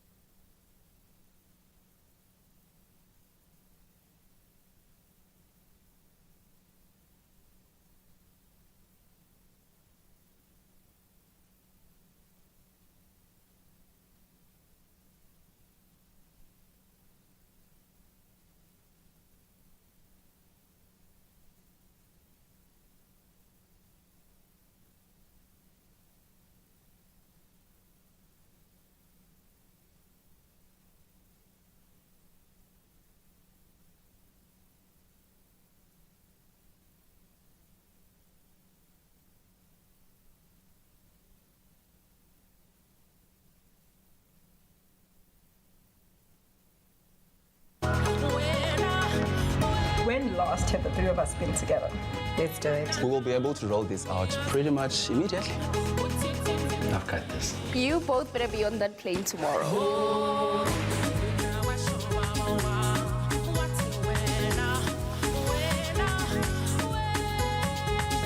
Our Monati keeps friendships flourishing with freebie SIM-only 6 gigs at $289 per month with loads of extras.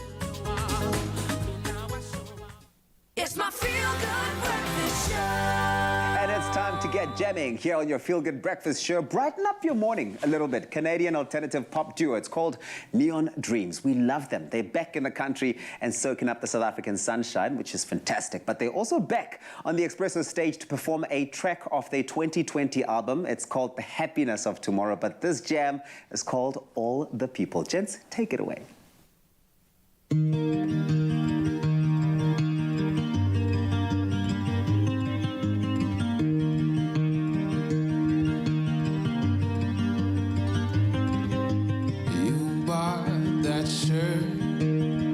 That's a shirt everybody's wearing now. You like that girl, 'cause that's a girl everybody's talking about. But underneath, you don't want the same things. You want strange things. On the outside, it's all lies. Maybe that's why you smile when you wanna cry. Keep it in just to get you by, and hide the way you feel. To be like all the people, always keeping up your guard. But I want you the way you are, 'cause when you let me see you, you're not like all the people. You use those words, 'cause they're the words everybody's using now. Those songs you hate, sing along, 'cause everybody's singing now. Smile when you wanna cry. Keep it in just to get you by, and hide the way you feel. To be like all the people, always keeping up your guard. But I want you the way you are, 'cause when you let me see you, you're not like all the people.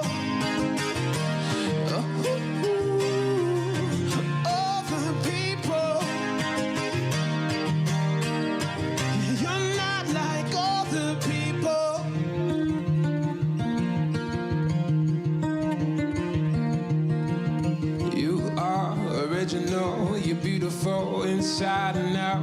I'm talking about all of the people. You are a miracle. You're beautiful inside and out. I'm talking about all of the people. So smile when you wanna cry. Keep it in just to get you by.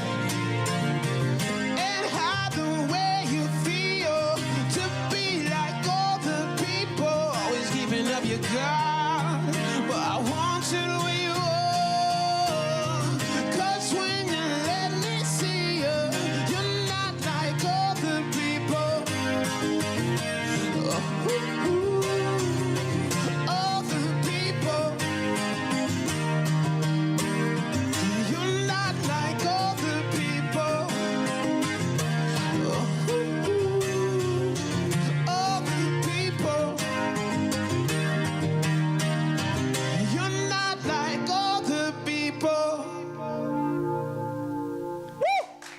Yes, that is how you get us all in our feels, thinking and feeling. You're not like all the people. You're original. Frank and Adrian, they're back here in South Africa, and this is why we love having them here on your Feel Good Breakfast Show. They are back a bit later on with another awesome performance. What did you think of this one? Let us know on our Facebook page, Expresso Morning Show, SABC3 with the hashtag Expresso Show. I love it, guys. Thank you.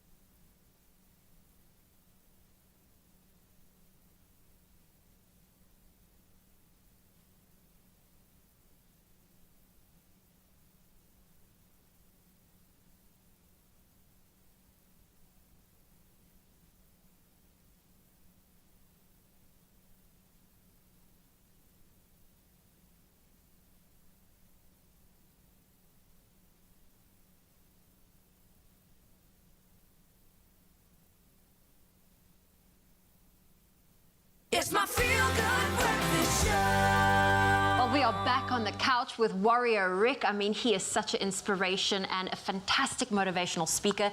And we are here to, of course, give our matriculants and anyone really writing exams that kickstart and a bit of hope that they need as they tackle something momentous. So, Warrior Rick, it's always so great to have you here. Thanks so much, Zoe. Great to be here and glad that we can help together the learners to get over this huge hump, eh? Yeah, it's a huge one, man. And I think it's bigger when you feel like you're on your own, like the world's just against me, I've got no support. How important is a support structure? And especially like our parents that can either come down on us and just add to the pressure, or maybe they can be a positive force. How important is that exactly, man? Support structure is everything. And during these last 18 to 20 months now, parents have had it tough, and they've experienced lots of lack and lots of loss. So they also are going through their own challenges, and they also have the stress. So whether it's parents or a big brother or a study partner, I tell the youth all the time is that it may not be your best friend that you want to engage with in terms of preparing for exams, that you want to speak to the person who aced the math exam, not your best friend who might have failed last term, right? But we often, because of popularity and because of familiarity, we oftentimes just go with what we know. We got to get comfortable with the uncomfortable. That means that it might be the geek or the nerd, but say, hey, man, can you give me 30 minutes, an hour? I just want to go through some of this with you so that I can be better. It's about hanging out with people who are smarter than you, people who actually have your best interests at heart. That should be your family structure, but it should also be those folks who have been doing very well in school up to this point. You know what, I have to confess, and to this day I'm still guilty of it, but I'm queen of procrastination. And I'm pretty sure during exams, I think that was the time my room was the tidiest, because I'd rather clean and do everything but study. What can you give to help, especially the learners, help curb procrastination? Put the phone aside, right? Not on silent, but off.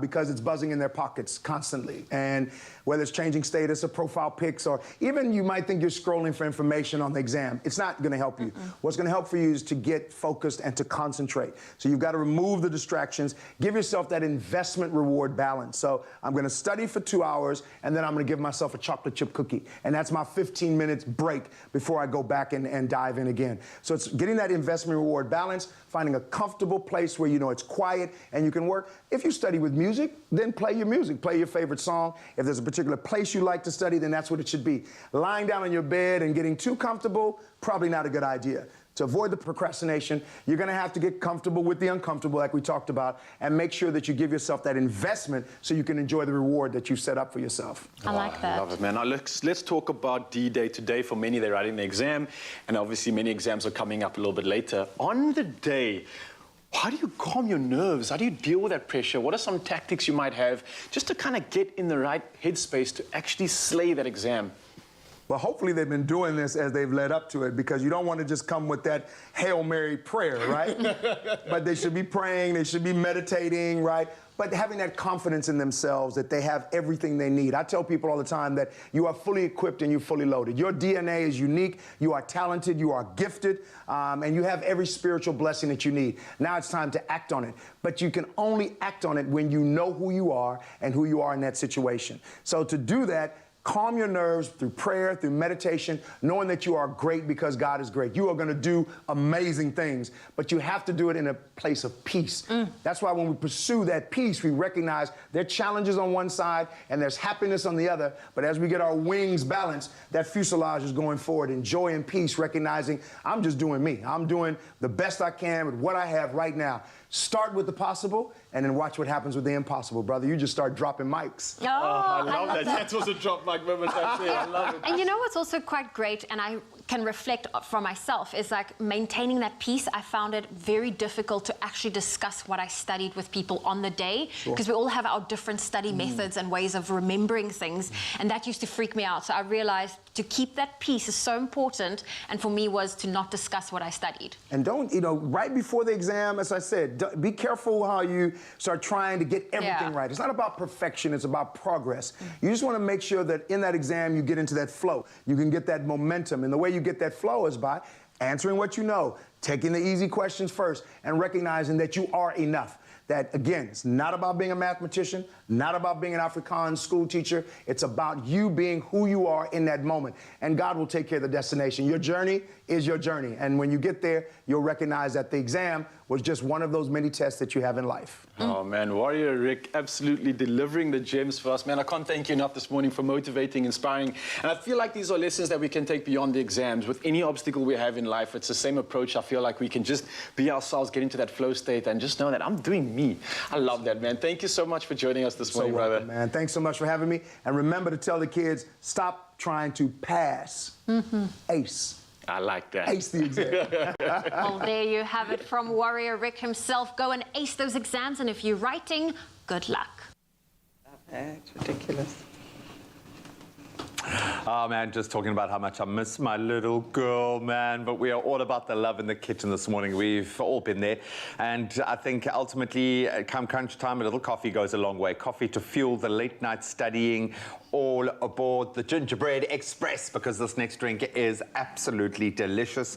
It's also got a little bit of a kick. One of the best things to do with ginger is bake cookies. And one of the best things you can have with said cookies, yes, is coffee. But what if we could combine those two amazing things? Well, stop imagining and get ready for the drink of the season, a Nespresso Cuppa Ginger, made by #GingerWithTheGoPro, who we love, creates some amazing content. Let's see if his drink will stand up to the test. Jenny Morris, we're going to do something interesting here, hey? Oh, darling, I cannot wait to put my lips on that cup and taste that ginger. Well, let's see from the sauce itself how it's made. It's me, Ginger with a GoPro, and today we're going pro with my delicious Nespresso Cuppa Ginger recipe. You'll need an Espresso Double Espresso Skuro capsule, 150 mils of oat milk, 5 mils of Monin gingerbread syrup, and of course me, the gingerbread cookie. First we froth the milk, then we pour 5 mils of Monin gingerbread syrup into the bottom of the mug. Now we pour the oat milk into the mug and let the Virtuo system work its magic.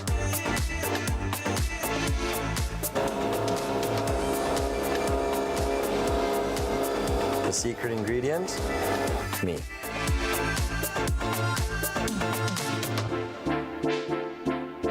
Just syrup.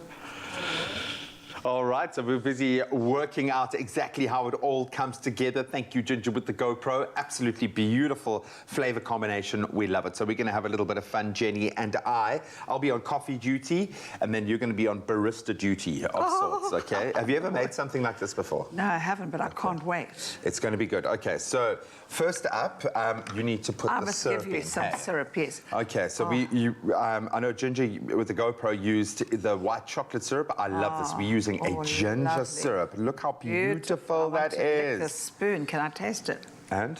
Yummy. Oh, baby. Yummy for days. Oh, it's so good. Okay, so then this goes in here. And we're going to turn that guy on and whip up a beautiful coffee. And then I suppose we need to whip up our milk. Now, this is oat milk, and I'm sure you could use almond milk or any kind of milk, actually, that you want to. So I'm going to pop this into here. I think that they've just come so far with the oat milk from a barista perspective. Yes. We've got such delicious oat milks now. Okay. You want to push my buttons? I'm going to push your buttons. I love the little... my glasses on. Got the little LED display. We're going to go for... Let's see where we are. The full hog. So we want... Oh, yes, it's starting to move. Almost there. Hang on a sec. Oh, yes. I will find it at some point. That's what they all white say. Latte. There we go. Oh, look, it's spinning. Centrifugal force here, centrifugal force there. Oh, look at the layers that we have already. Gotta love the crema on the Virtuoso machine. This is going to be fantastic. Do we have to stop it ourselves, or will it just we might have to stop a little bit early. It'll probably go for about 1.5 minutes, 2 minutes. So what we are obviously really loving here is the fact that we're mixing two of our favorite flavor profiles. From the coffee perspective, made from Robusta from Guatemala and Arabica from Costa Rica. This is a beautiful split roast from a nice dark smoky character, which will lend itself well, I think, to the flavor notes of the ginger. It's intense, full-bodied with balanced bitterness and a low acidity. Then you're going to get also those woody notes coming through with some slight vanilla, which is going to add to it as well. Do you think that's enough? Yeah, I think we pop it up. You know, Graham, I'm just getting that. It's just like... The smell. It's killing me. Oh, absolutely beautiful. I need it. Okay, there so we go. this is is the like trick. really hot, so you've got to be very careful. And now the real trick that I've learned here is To go down, you holding know what, this you little can thing. use a spoon and Do you you can wanna do just it? pour it down the spoon. Okay, let's try that. That's my trick. Oh, Look at that. look at that. Look Keep at the froth going, we've darling. got. Oh, yes. Oh, my Isn't it word. gorgeous? This Look is at mine, the right? layers. Well done, that is You're yours. going to make your own one. Yeah. This one you have earned, you deserve it. And then what do we finish it off with? Or some ginger biscuits. Yay! Look at that. We don't dump, darling. This is just, I like it. I'm going to have It a looks, lot. I love these Isn't ginger that biscuits. gorgeous? You don't understand. They're like a craving of mine. I'll This give you looks one. beautiful. Thanks. That's a fair trade. Fair trade. It is a fair trade. May I? And I'm going to have to live vicariously through you. So you've got Okay, to... darling. You've got to... And? Do I have a moustache? You do. Like a distinguished gentleman. Well, I have that on my beard. My chin. And? This is delicious. Nice. I would share it, but because of COVID, I can't. I know, I understand. Even if it wasn't COVID, I wouldn't share understand. it. Fair game. I got my biscuit. Absolutely beautiful. It's the balance of flavors for me. If you want to get your hands on this delicious recipe, then go and visit expressoshow.com. Release your inner barista. Cheers. Cheers. Oh, baby. Espresso new Virtuo. With a single touch and innovative technology for a generous crema. And unique moments to share. Virtuo. Standards are meant to be broken. Nespresso. What else?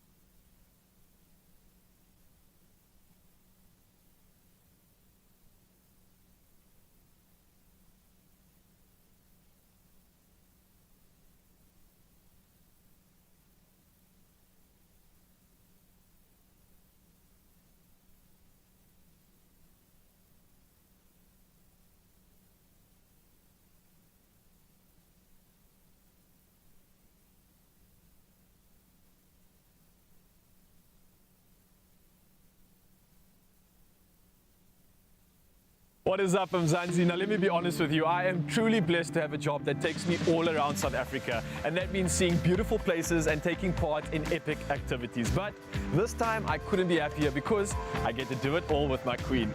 Then we're going to stay at Cape Town's Marriott Hotel Crystal Towers for a day of adventure and of course a little bit of romance. Love lifts them up where they belong. On Expresso, Friday the 29th of October on S3. It's my feel-good breakfast show. Yes, welcome back, you beautiful souls. The middle of the week, but we're still live right here, opening up on S3. It's Expresso, and we've got a superstar in the building. It's an actress, model, TV presenter, entrepreneur. The list goes on and on and on. We're talking about Amanda DuPont is joining us in Expresso and sharing what she's been up to since she was last on the show back in 2015. And boy, there is a lot to catch up with. But before we get into it, let's give a big, warm, feel-good round of applause for Amanda DuPont.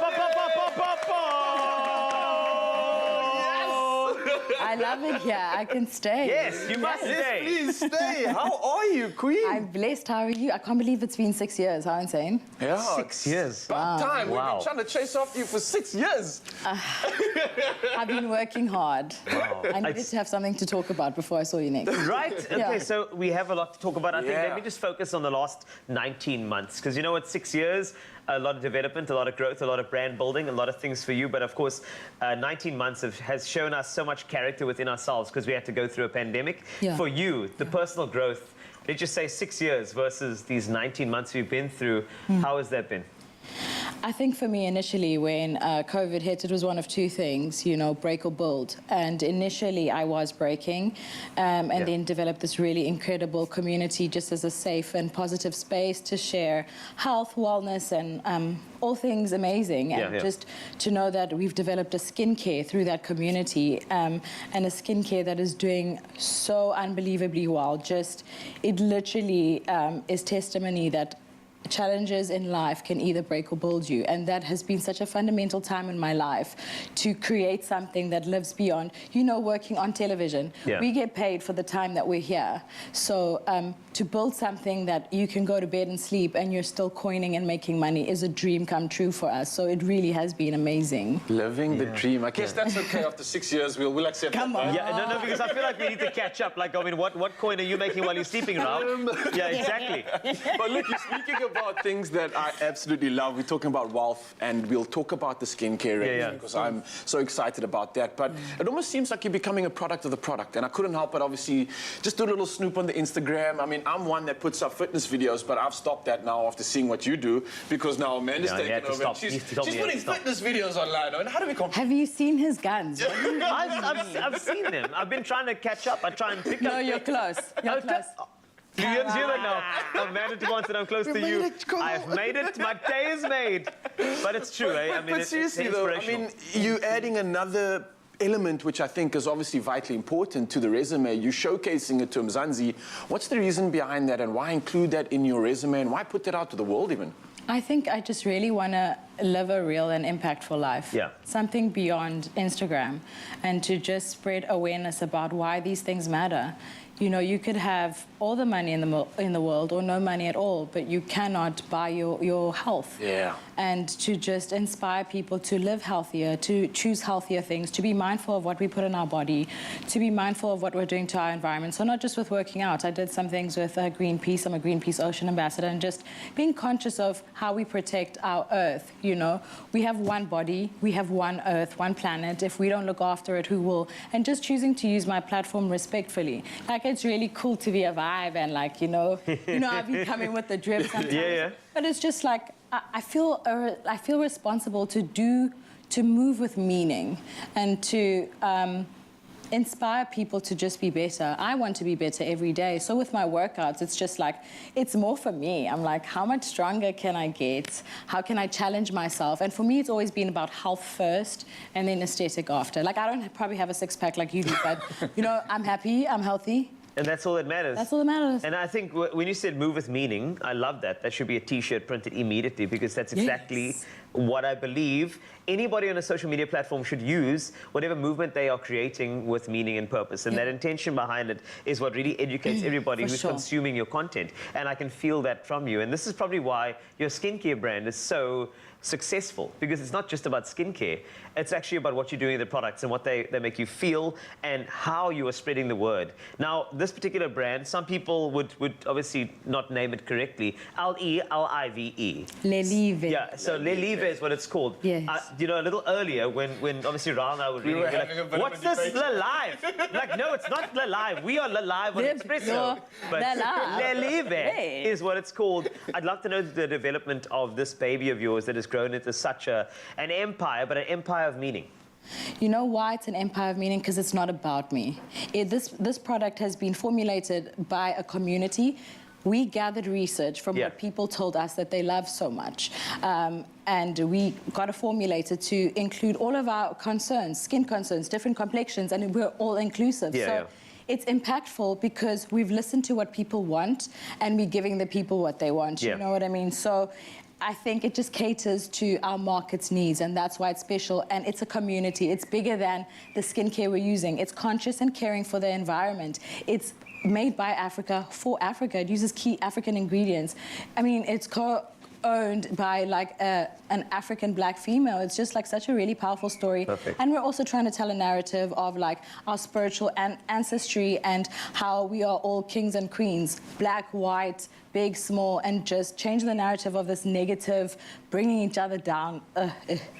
You know what I mean? We're not about that. It's a positive space. You know? So I think that's why it's impactful. It's about us. You honestly, like, and I'm not just saying this, but literally every word that you are preaching right now, I'm resonating with. The fact that you're conscious, the fact that you're protecting our earth, me being a nature boy at heart, I'm just like smiling inside here. And everything you're doing behind the scenes, behind the camera, it's absolutely incredible. And yet, you're still in front of the camera. And Little Big Mouth is happening right now, and I've got to talk about that because that's trending. It looks absolutely incredible. And you play the character of Mal, right? Yes, I do. Tell us about Mal. Tell us about Little Big Mouth. I mean, obviously... That's amazing. He said that with no auto cue. Wow. You like that, actually was. We don't really like auto cue here. You just like let it also, flow. Colin, I heard you coming, so like, listen, bro, we need to get We learned our lines. Don't worry. For you, that's it. I mean, I'm so glad we didn't shout live, which was great. So we dodged that bullet. But Little Big Mouth, tell us more. So I think Little Big Mouth is the perfect feel-good summer film. Same, it's an easy watch. It's a romantic comedy, and it also it's about a kid who just frustrates his single mom and doesn't want her to find love, which she finds love in probably the most terrible choice of a person. But it's just about, like, don't judge people for what they look like. They may look like they come straight out of a dumpster, but you can find love even in that, and has really, like, sweet, comical moments. But I think for the first time, people will resonate and see different levels of my acting, like really sweet, real, connecting, sad. It's just a different, softer texture to stuff I've done before. Fantastic. Absolutely loving it. I feel so many layers to Amanda DuPont. I feel like I have someone to just literally like aim for now when it comes to all the successes you've made. I think it's something that I really want to embody, and I think for a lot of Mzansi as well, you've been real, and I can't thank you enough for doing that. It's often when you get to the level that you're at that there's this dissociation, and I can't really relate, but now more than ever, it feels like you connecting and resonating, not with myself, but I think for the rest of Mzansi as well. And I want to thank you for being you, man. Thank you for coming through and sharing. Yeah. So we need important that. right now. Authenticity is so important, and we're going to get so much more authenticity from you a little bit later on your Feel Good Breakfast Show. We are going to move with meaning with Amanda DuPont. I believe that's a T-shirt. I'm going to print it immediately, and don't forget to live your best life with Expresso. You're welcome. News coming up. Yes, Graham. Thanks so much, team. Well, it is almost exactly the top of the hour. It's the time to get into those news headlines. One last time, let's start here in South Africa, where the Minister of Higher Education, Blade Nzimande, has approved that the online applications for student assistance from the NSFAS Aid Fund for 2022 may continue. And NSFAS board chairperson, Ernest Khoza, says Nzimande visited the NSFAS offices earlier today. Khoza says Nzimande will soon make an announcement in this regard. Now, they'll also release details on improvements to the online application system as well. Then the Human Rights Commission, or the HRC, has recommended that the national government take over the management of the Tshwane Metro's water and sanitation department. The HRC's head in Gauteng, Boang Jones, says the commission also recommended that both the previous and the current management of the metro be held accountable for the situation. Jones made the proposal in Hammanskraal, where he issued a report on water pollution in the area. Now, at the time, it was alleged that sewage slid into the Arpies River after the Tshwane Metro closed the Rooival sewage plant. Now, casting a wider gaze on the international news front, reports from Nigeria's Niger State say at least 18 people were killed after gunmen on motorbikes attacked a mosque. Many worshippers were injured. A large group of attackers stormed the mosque and opened fire as the victims were holding early morning prayers. Now, local police said one of the attackers was killed by security forces. The incident is just the latest in Niger State, which has witnessed a rise in violence of late. In May, armed bandits abducted 136 students at an Islamic school in Tejina town.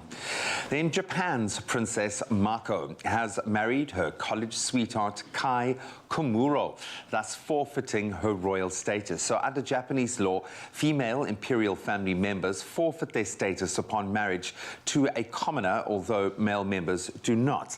She also skipped the usual rites of a royal wedding and turned down a payment offered to royal females upon their departure from the family. She is the first female member of the royal family to decline both, in fact. The couple is expected to move to the US, where Komuro works as a lawyer, and that's after they get married, and the move has drawn inevitable comparisons with British royals Meghan Markle and Prince Harry, of course, earning the newlyweds the nickname Japan's Harry and Meghan. But we certainly wish them well on the next phase of their life. Likewise, this next incredible young person, Nolan Deirdricks, is ready to scale another steep hill. Siboniso Tomalo once said, talent is distributed equally, but opportunities are not. Well, 19-year-old Nolan Deirdricks of Paarl writes his first matric exam paper today, and his journey has been extremely arduous. He hails from humble beginnings. He had to endure abject poverty and was the first member of his family, in fact, to attend a high school. But when Stoffel van Zyle's company, Christopher Group, launched Hilltop Runners with the aim of creating an environment for kids to flourish, Nolan was able to grasp the opportunity afforded him. He became one of 3 athletes that had started at Groenheuwel Primary School. He excelled as an athlete, being selected to provincial and regional teams. He worked incredibly hard, eventually grasping the opportunity to attend a school of the caliber of Paarl Gymnasium, which played a significant role in his development. Now he's considering architecture, but still has another steep hill to climb during the next few days. So we certainly wish Nolan all the best. You rock on, young man. Keep up that incredibly good work and good luck with exams. Well, on that very positive note, we hand over to Carl for the sport.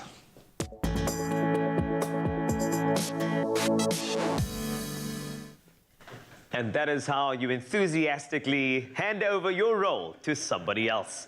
Moving along to some sporting action in the place of Graham. I'm excited. Let's start with cricket. South Africa bounced back from their 5-wicket loss against Australia in their opening match of the T20 World Cup with an 8-wicket win against defending champions West Indies. The Windies were asked to bat first and were restricted to 143 for the loss of 8 wickets, with Dwayne Pretorius taking 3 for 17. Aiden Markram stepped in, top scoring with 51 not out, as South Africa won with more than an over to spare. There was controversy before the game. As you know, Quinton de Kock pulled out of the match after refusing to take the knee. South Africa's players were told by the board to take a knee before the start of their remaining T20 World Cup matches, after they were pictured taking varying stances before their defeat to Australia on Saturday. On to football. Banyana put in another dominant display against Mozambique in the second leg of the Cup of Nations qualifier, running out 6-0 winners. Desiree Ellis' side won the first leg 7-0 to advance to the next round of qualification with a 13-0 aggregate score. Bambanani Mbane opened the scoring after 10 minutes,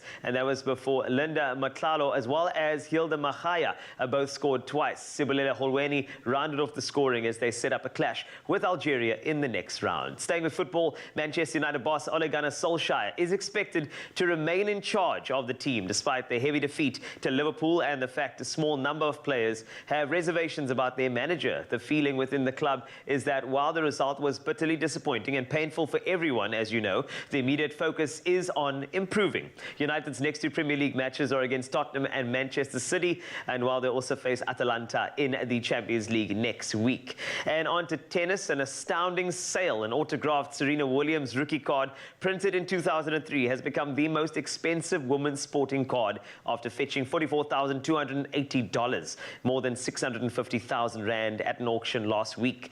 And now the previous record was $34,440 for a rookie card for former US soccer player Mia Hamm, and that was sold in June. And of course, ESPN reported the Williams card was bought by alternative asset trading platform Alt on behalf of a private client. The 40-year-old has not competed since limping out of a first-round match at Wimbledon in August. That is a wrap of your sporting action from me, Carl, and not Graham. Let's take a look at the weather.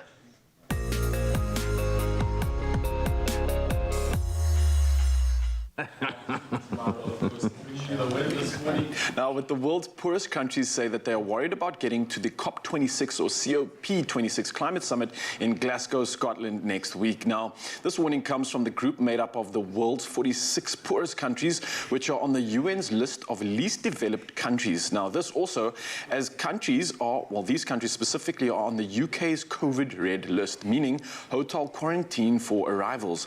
Now, they say the fortnight-long talks may involve being away for 7 weeks, as they will also have to isolate on return.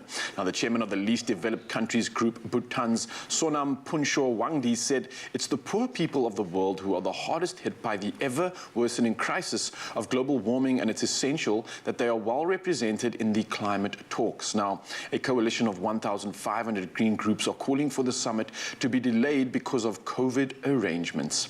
But now, moving from climate updates to a recap of some of those sunrise photos shared by our viewers on Expresso, and we cannot thank you enough for this. And again, please keep bringing it through on our Facebook page. But we started off this morning with Anthea Kruger, who shared this breathtaking sunrise from Worcester, showcasing and showing off the glow cast across the area as the sun begins to come up. Absolute magic stuff. And then next up, we had long-standing viewer Joan Cameron, who sent greetings from Britannia Bay with a familiar view overlooking the ocean not too far in the distance.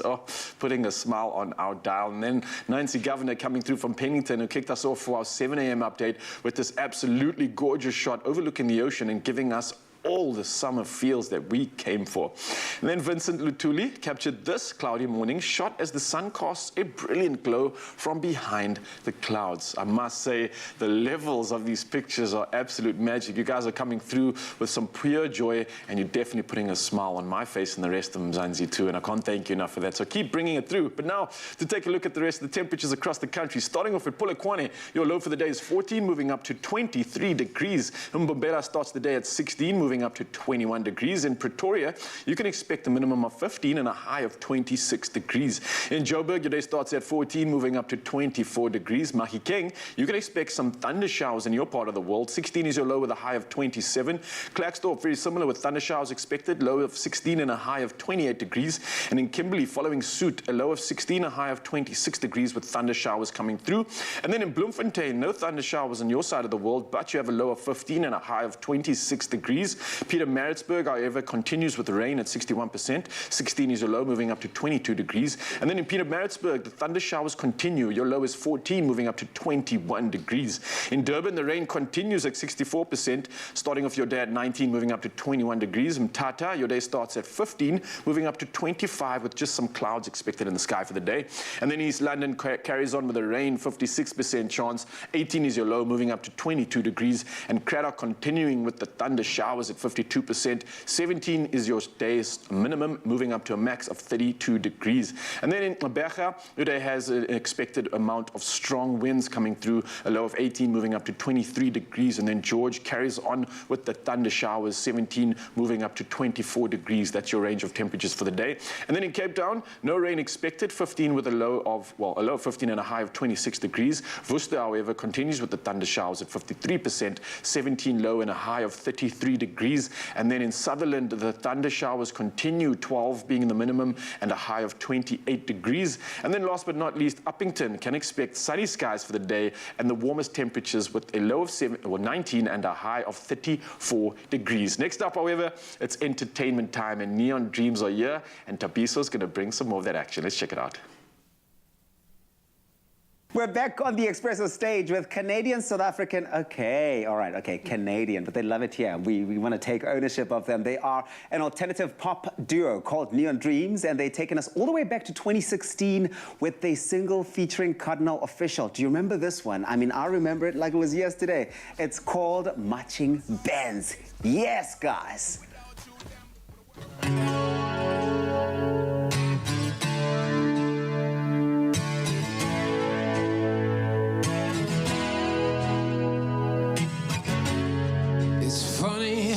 I fell into your arms, thinking if I never left Toronto, I wouldn't be this high, just a voice in disguise.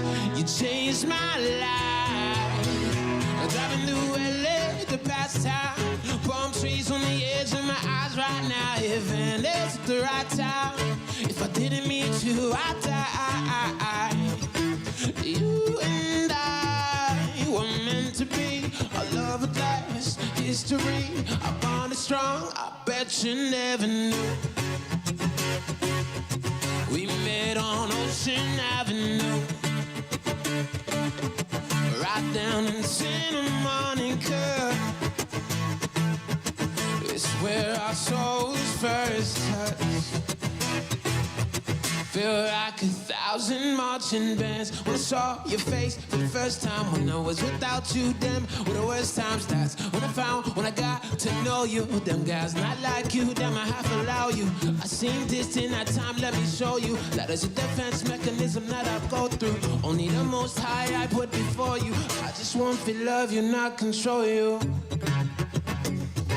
We're made for each other from the start. Take off the safety, aim at the heart. Insecurities may take us apart, but no one will show that there is even a cure for this pure feeling. I be in the club, it ain't appealing. You are the real, and it's something I think I ought to tell you. I bet you never knew. We met on Ocean Avenue,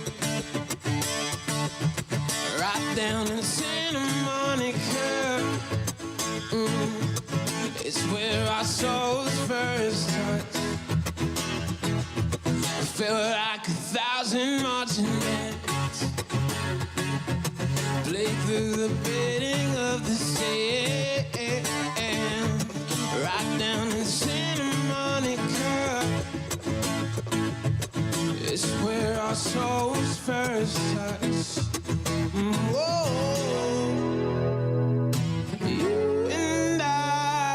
Shout out loud. This is the best day into the best night, to the best time we ever had. It all just came to my head when you laughed at me and said, this is the best day into the best night, to the best time we ever had. Bet you never knew.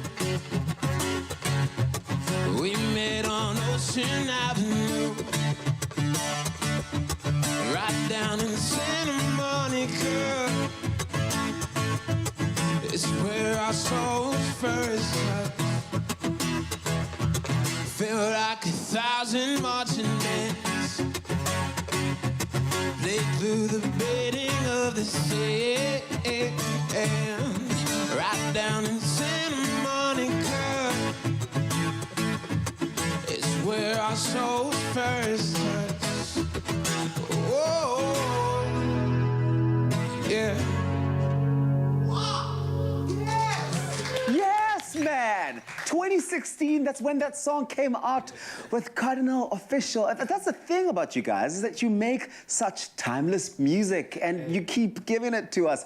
Are you still in touch with Cardinal Official? Oh, yeah. Yeah. He's cool. Canadian legend. Yeah. More some fresh stuff coming up? Yes? No? Please tell me yes? Yes? Maybe we'll Are see. you talking about it? Are you talking about it? See if the universe provides. You know? That's it, universe. I hope you're watching right now. We're waiting for the new music. Stick around, man.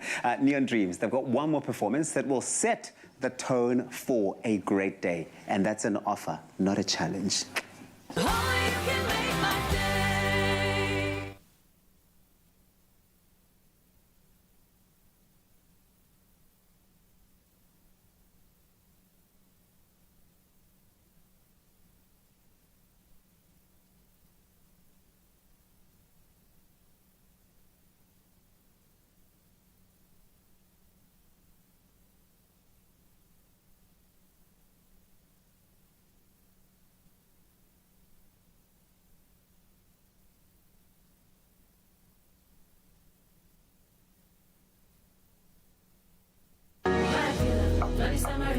Protect my energy from your bad aura. Now my passport say I be mine, heal everything I desire. I go receive my rhythm, flow like a river. If you get your back, come on.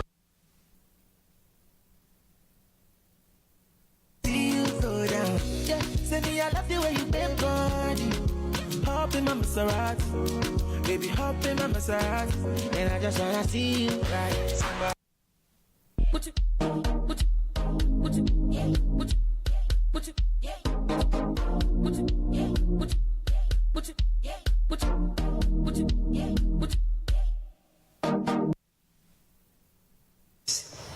Even if you are not ready for the day, It cannot always be night. Sir, flex I do work. Work 6, I'm like Mike. He's a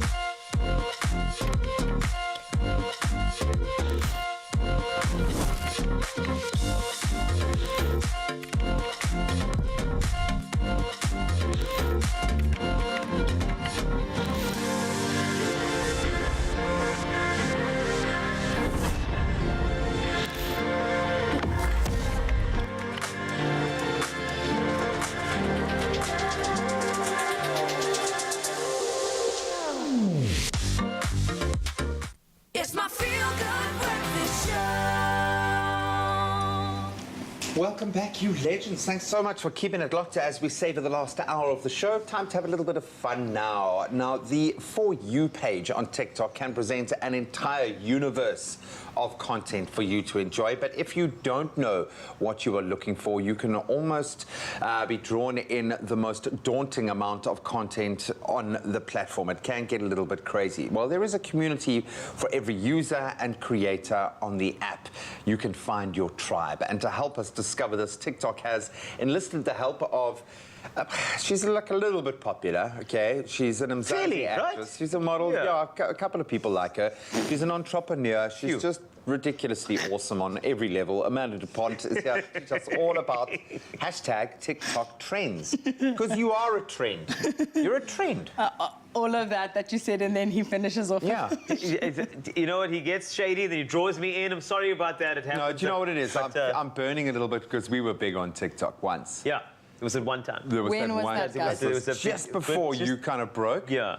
So it Okay. might be a bit before. So but you guys were the pioneers. we were. Definitely. We Cool. paved What the dance way. did you guys do? Which one was it? We did that walk did the thing, walk and thing. we did you know, the thing with the arm. That's like with that. the arm and it then was, and then the crazy. feet and then People loved it. the yeah. body People and then the head. Great. That was great. Good times. Good times. But of course, it's not about us. You know, Yeah. we've had our time. It's over. You dominate everywhere you go. It's just the way that you roll. So TikTok obviously would be no different. What drew you to TikTok? What is it about that platform and the way that it all comes together from a content creation perspective that you dig? I'm actually really excited that I'm here to speak about TikTok because I remember when it first started. Yeah. It almost was like the platform for children. It's what you Yeah. would give kids to watch on the iPad or your phone to keep them busy. That's when we were big, yeah. Yeah, That's that when, was our time. when you guys were huge. And Yeah. then it started to be about these cool dances, and that's when I entered. And I remember like fellow colleagues would be like, I'm not going to get a whole ring light, learn a dance. And they were almost making fun of it. And now, TikTok has literally changed people's trajectory of their careers. Yeah. TikTok can change who you are, where you are overnight. Yeah. And the algorithm is just so favoring. Like, you could just hit like 10 million views overnight and land so many deals, so many endorsements, whereas a platform like Instagram, Facebook is so much harder. I mean, there's people that I physically know whose entire life has changed. And the thing is with TikTok, it's a global platform. So as much as it's cool and we get like this amazing South African content, it's just like, it's bringing us all together and we're able to consume. And it's so real. You can express yourself and be silly and not care. Whereas in Instagram, we're still, I love Instagram, it's perfectly curated, but TikTok is just, it's freedom. It's a snapshot as well, which is cool. And babes, it's also become such an incredible platform to earn revenue. Like the amount of revenue and it's simple and easy. Like you shoot videos, it edits for you online, and if you don't know how to do it, you just go to the For You page. I'm letting you guys know, not that you guys need to know. No, not you're at all. pioneers. But if asking for a friend. I'm just saying, like, for you guys at home, they know, Yeah, we know. So you just go to the For You page, and then you just check out the trends existing, and then you can literally, if you don't know what to do, copy what they've done on the sound, use the sound and emulate that. Find one that works for you. But there is a category for everyone. There is a wealth, empowerment, fitness, acting tips, aesthetics, surgery. There is really a wide, it's not back all... pain. Back pain even. Back pain. Back pain, yeah. Wow. Yeah. Afrikaans TikTok. Yo. It's funny, eh? It's Afrikaans Have you ever gotten lost in Afrikaans TikTok? Yeah, my I call it best. the I'd like to. vortex, where you just get sucked in and you just don't ever come back out again. It's my best. It's amazing. But I would like, I mean, beyond our trend, which, you know, we were famous for, what other trends have you been latching onto, besides ours, of course?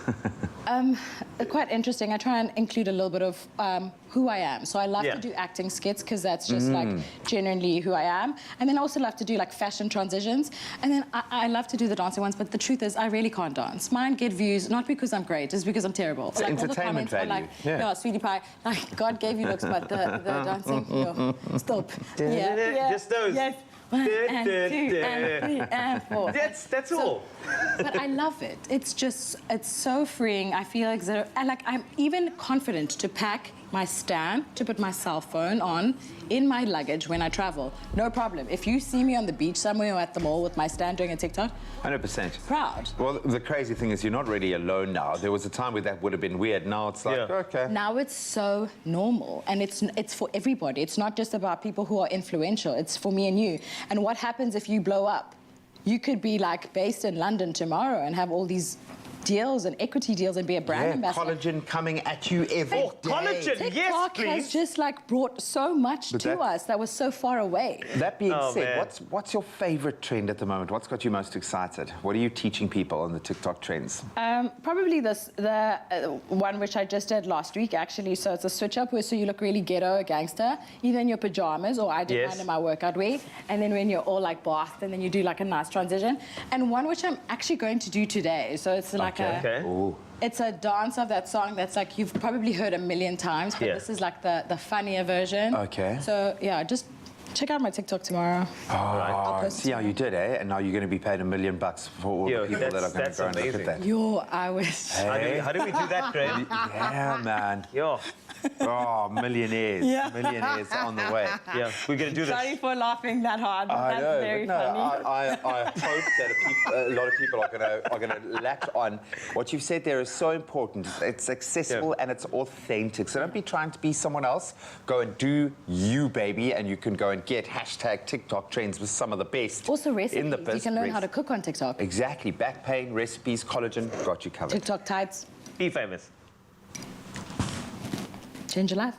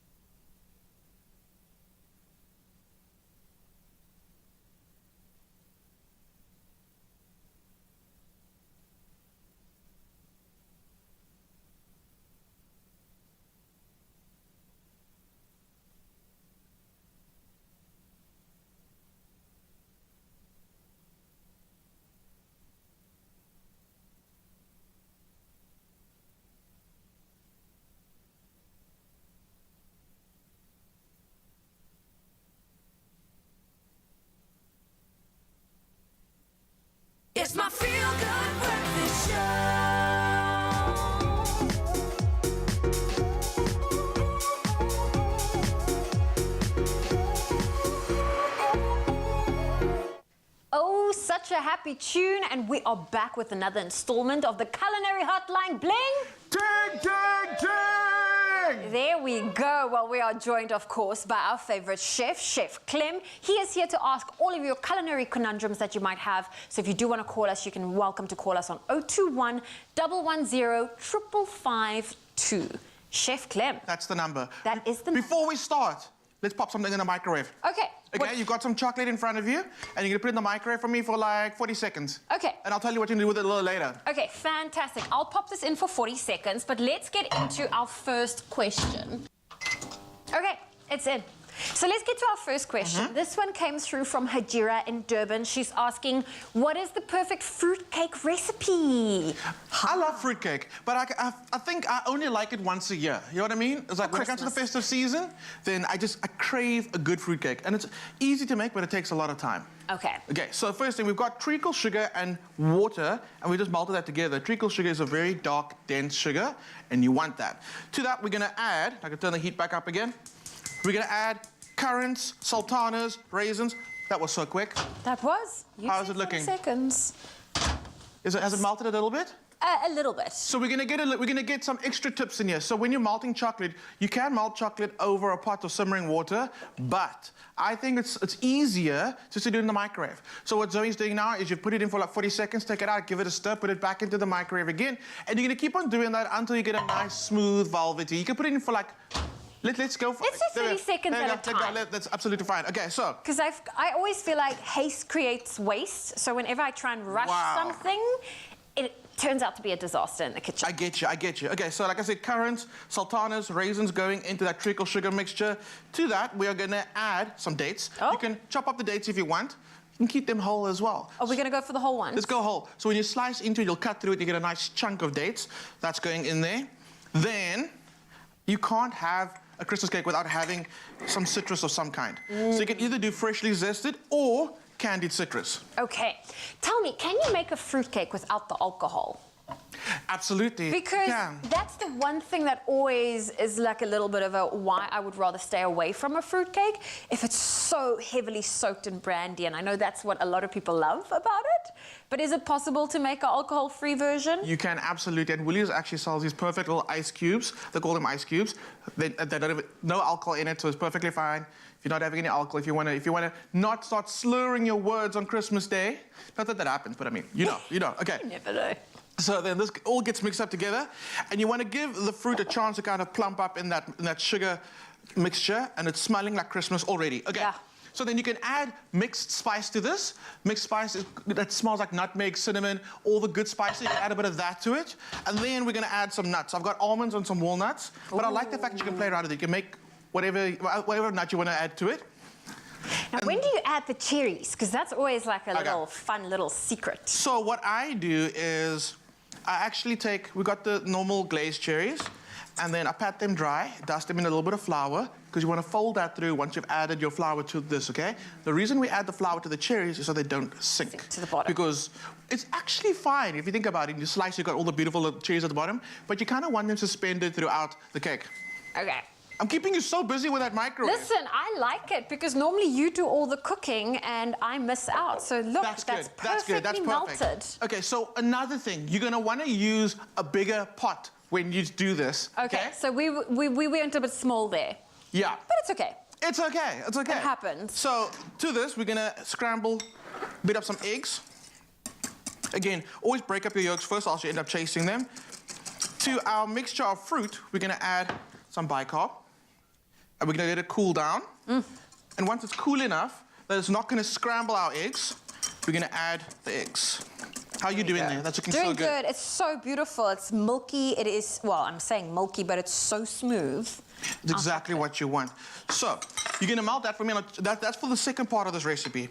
But we needed to do that. So eggs go in, mix that through. To the flour, I've got some salt. Always, we need salt, especially with this recipe. And then some baking powder. So if you can just give me a little, no, that's fine, it's okay. A little shimmy in there. Shimmy. There we go. The butter. Let's talk about the butter. Okay, you want to melt the butter in there as well, but now I let it cool down a bit. So let's just pretend it's melting. I can pop it in the microwave. You know what? Yes. I'm on microwave duty. There we go. Microwave for me, please. There we go. Thank you. I'll just put it in for a few seconds because you obviously don't want it oily. Yeah. So we're gonna add our fruit mixture to our flour and our baking powder and our salt.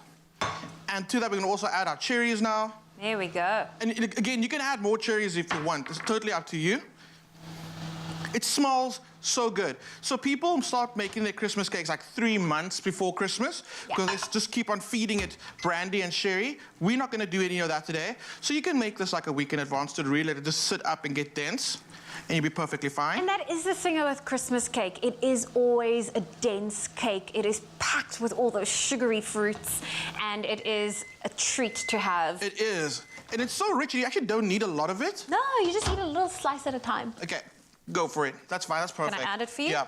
So then this goes into a baking tin, and you actually wrap baking paper or newspaper around the baking tin to insulate the heat, and you're going to cook it. And when it comes out, it looks beautiful. Okay, I want to really get a bit of butter in there. It comes out looking beautiful, just like this. Ah. And that's it. That's like the essence of Christmas for me. It is so delicious and so, it's like fudgy, sticky, fruity, all of it, all at once. All amazing. So how long would that last you if you're not going the brandy route by pouring the alcohol over? I swear this, I've got Christmas cake from last year. That's still fine. I think Christmas cake's one of those things that's probably got a shelf life that's a little longer than what we expected. It lasts. Okay, so that's all it is. It's super simple. It takes a bit of time and then you're done. Oh, well, so I hope Hajira, I hope that answered your question. If you want this recipe, we have it available for you on our website, expressoshow.com. Loving this. So let's move on to the next recipe that you have for us. Okay, so we always have leftover Christmas cake. And what do you do with it? So I'm gonna make beautiful little Christmas cake truffles, and they are perfect for the festive season, especially when you've been eating so much, but you feel like something sweet. You don't wanna have a big thing, you just want a bite of something sweet, and that's enough. So I've got the Christmas cake, and I've just crumbled it. So this is leftover Christmas cake? Leftover Christmas cake. It's that guy, we just crumble it up. So what you do is shape them into little truffle balls, and then you're gonna... Bite-size? Bite-size, you can make them as big as you want, actually. So it's totally up to you, but I want to go bite-size, that's perfect. I'm going to ask you if you can take you've melted chocolate so perfectly. Thank you. You can add little balls to the chocolate for me, and you're going to coat them well.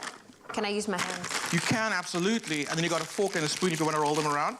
And then we're using Woolies chocolate chip cookies, and these are...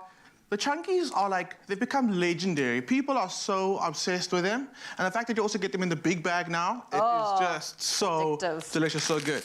We've crushed some up already for you. So and then, do I roll our chocolate? In them. So I feel like it's that's dark chocolate as well. So you've got that slight bitterness, the fruitiness on the inside, and then you've got the crunch and the chocolatiness on the outside. It is such an easy recipe, but it never fails. And they make amazing gifts as well, which I think is amazing. This is a good gift, especially if you love also like making those homemade gifts for Christmas, especially if you maybe for the kids' teachers or your neighbors, or I love a homemade gift. I think there's nothing more personal than that. I think so. It also shows that you put time and effort into it, so it's easy to buy a gift, but like to make something is very special. These are delicious, and they'll set up in the fridge, and they will last a very, very long time. Look at that fun twist to a leftover piece of fruitcake. What do you think? It's so simple.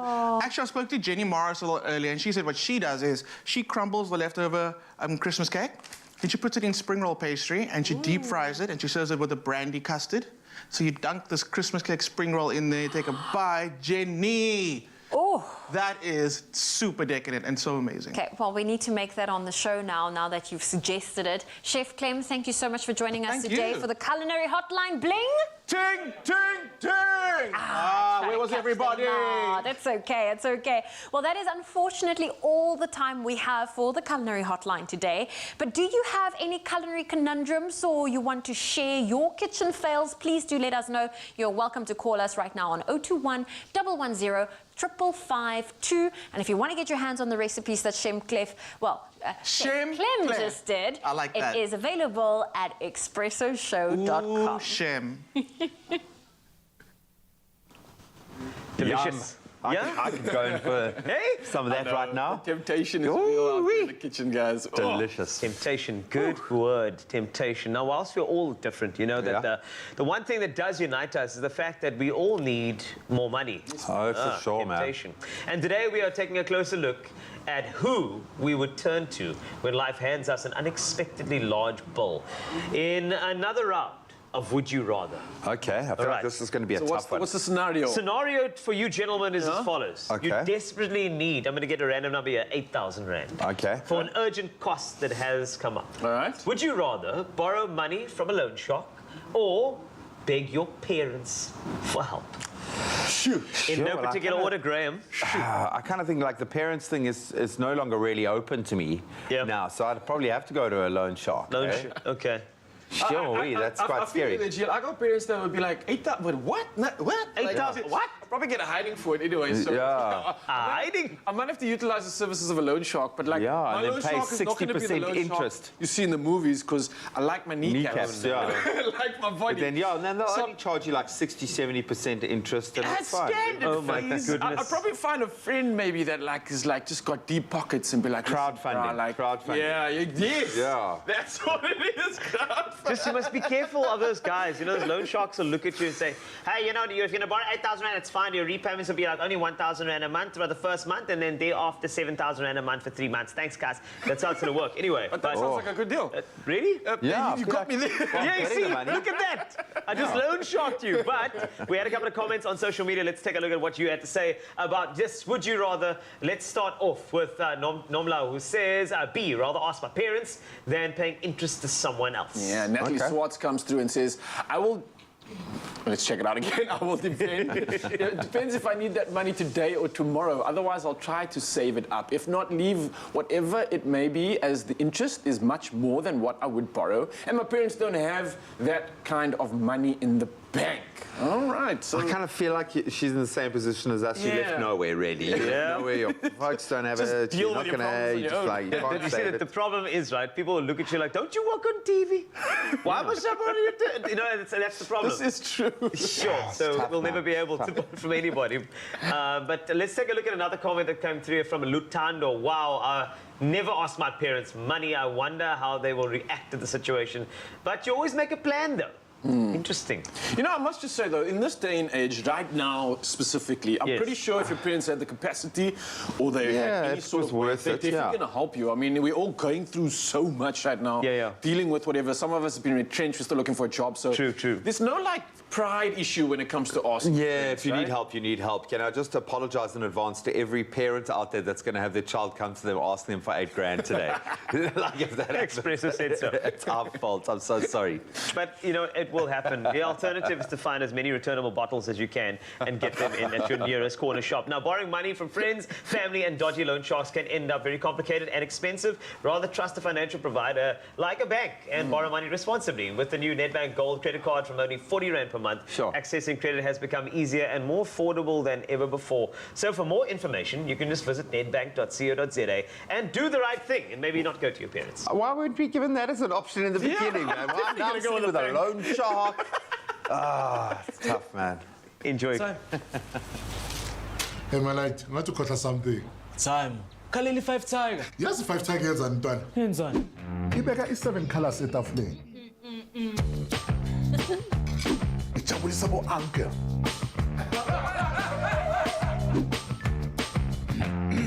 Ithenga nogesi.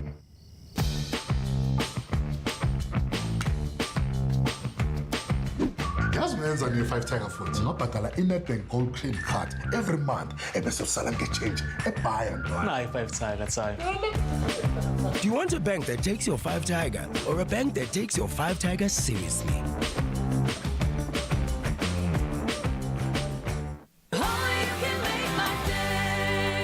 This Wednesday evening at 7:30 on Color Your Plates with Koo. Peaches are your main ingredient. Featuring special guest judge, actress and model Karishma Bastey. I am such a huge foodie. 5 aspiring foodies have 1 hour to create a winning plate using the hero ingredients of the week. I'ma throw together everything in one pot. There's magic there. Who will be Mzansi's next cooking star on Color Your Plates with Koo? Wednesdays at 7:30 on SABC2.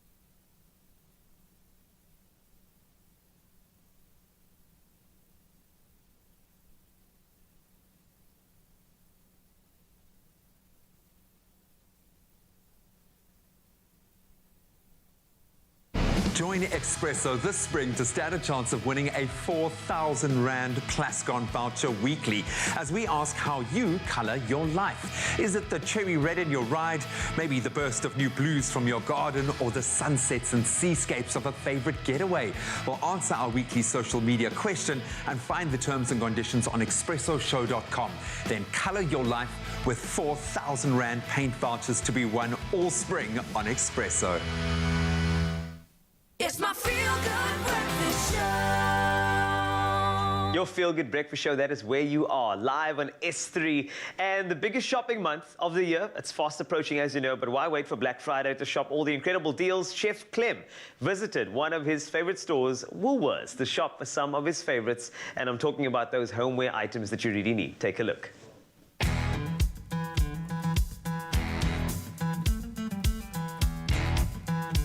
Growing up, there was a show on TV where one lucky kid got the chance to race through a toy store for a limited time, collecting all the toys that they want. And at the end of the time, they got to keep all those toys. I always wanted to be on that show, even today as an adult. But instead of a toy store, it's the homeware section in Woolies.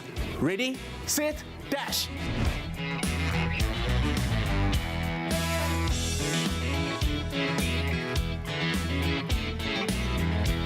With 30% of all your homeware favorites like selected cookware, drinkware, utensils and gadgets, you really will feel like a big kid let loose in a toy store. First on my list has to be drinkware. And summer's all about celebrating and entertaining. And what's a celebration without beautiful champagne flutes? These are stemless, very, very trendy. So I'm gonna grab 3 boxes. I'm gonna do a lot of celebrating this year. A good white wine glass is essential, and you can never have enough of them. These are dishwasher safe as well. Yes, perfect for the 3 S's. Swirl, sniff, sip. The hardest working glass in your kitchen has to be the tumbler. From water to juice to those sunset cocktails, it does it all.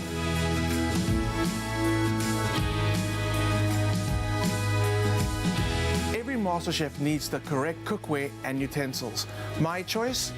A good pot. Nice big, high sides. This one's non-stick, which is amazing. Also works on any stovetop, including induction, and it goes into the oven. My next choice, a skillet. Think of it as the do-it-all pan without a handle, which means perfect size for your oven. Breakfasts, soups, stews, pasta dinners. This skillet is a must. Next, a pizza slicer, because we're feeling fancy. A good whisk, a spatula, absolutely. Then a ladle. Soups, stews, this ladle is essential.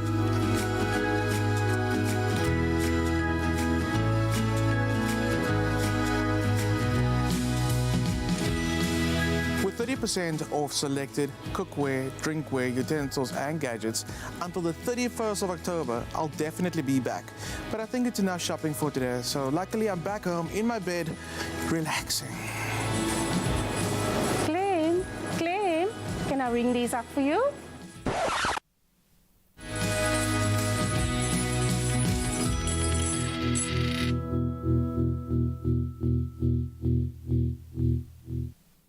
30% off, that is incredible. Thanks a lot, Chef Clem, for that. And I know you had that embarrassing moment of waking up in that bed in the store. It happens to the best of us, but of course, when you are shopping and indulging in 30% off, of course you will. So get your cookware, your gadgets, and all you need at Woolworths.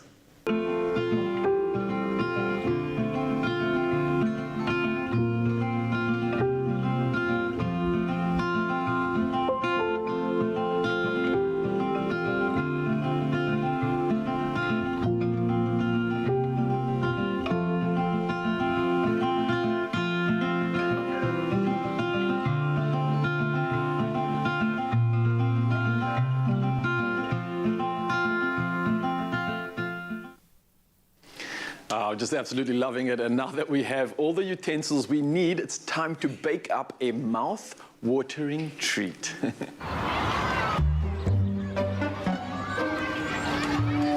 I'll swap my cake and my cart for a crush. Sure? 100%. Yes. 100% tasty, 100% goodness. Made with love by Clover. It's time to get involved in the kitchen once again. And if you're in charge of desserts at family get-togethers, then our crushed cranberry and almond cake is the perfect treat for you. Now, it's easy to make with 100% taste, and Jenny Morris is showing us just how easy it is to put it all together. You ready for this one? Are you ready for this one? This is 100% ready for this. Good. Yeah. Can I offer you a cuppa while we are... Oh, darling, a full one here. A full one, yes. Full one. So already an XL coming up for Mama. So what I'm doing is, baby, I've just softened my butter, and I've been asking myself the question, do I really, really, really, really want to do elbow grease? I don't have your muscle tone, so I'm going to use the machine. Being sneaky today. Yes, all right. I'm being very sneaky. Well, so it's a matter of just creaming it all together. Okay, all right. Okay, and it's one bowl wonder, which I absolutely love. Which means everything can go into the same mixing bowl, right? Same mixing bowl, nothing separate. And you get all your butter and your sugar incorporated beautifully, and then you go in one egg at a time. So now you take the machine, and I'm going to put the eggs in one at a time. Am I going to keep mixing? Yes, keep mixing, all right. baby, because you're going to make sure we don't get any eggs all over. As soon as you did that, I will take a hit for you any day, Jenny Morris. Take a hit for me. Lovely. Now you can push up the speed. I don't mind the noise. All go right. 1, 2, 3, 4, Turning it up. 5. Yes. Next Another one in the mix. I'll put it on the side. Voila. Hey, I'm doing quite well today. Normally, half of this is out on your body. Yeah.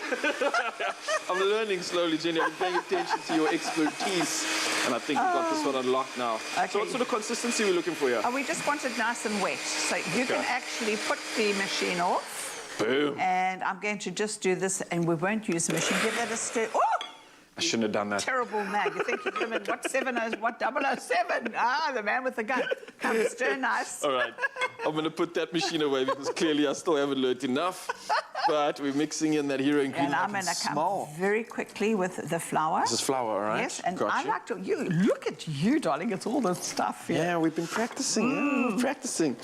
And I'm smelling the cranberry coming through already. Can you I'm smell like, it? yes, there we go. Cranberry is so good for you, especially for girls. We love cranberry. Oh, really? Full of antioxidants, full of vitamin C, so good for your skin, darling. Look at me, I'm 100 years old, and it's all due to cranberry. Some baking powder. And then I'll save a couple of these cranberries for the top of the cake, and the rest you're going to just fling in like that. Bring it in. And then I have greased this. You can butter it, you can do what you like, and give me a sip of that juice, baby. 100% goodness coming through your way. There you are. Let me have a little cheers for that. Cheers. And then we're going to just pop this into a preheated oven, 180 degrees for 35 to 40 minutes. You know the story. Yeah. Pop a skewer into the center. When it comes out nice and dry and clean, it's then you're good to go. Eat. Oh, you want to eat? Oh, have you made one already? Oh, hello. Ah, yes, as always, How yet do to you serve. know me? Oh, it's actually quite cute looking as well. It's like a little micro cake. It's a micro cake, and this is gorgeous because you can have it for tea, you can have it for dessert. You could put some Clover Classic. Oh, Custard now we're over this as talking. well. Oh, bringing in all the good stuff. I absolutely love that. I absolutely love the fact that you're using, again, of course, the clover crush in this recipe. It's like a healthy way to get some flavor inspiration. I know we put cranberries in this, but just when you put it in the mix, that smell was so, so good. And now, so good. Let's see if this cake is so good. Good. The consistency's there, the flavor's there. Absolute magic stuff, Jenny Morris. I can't thank you enough for this one.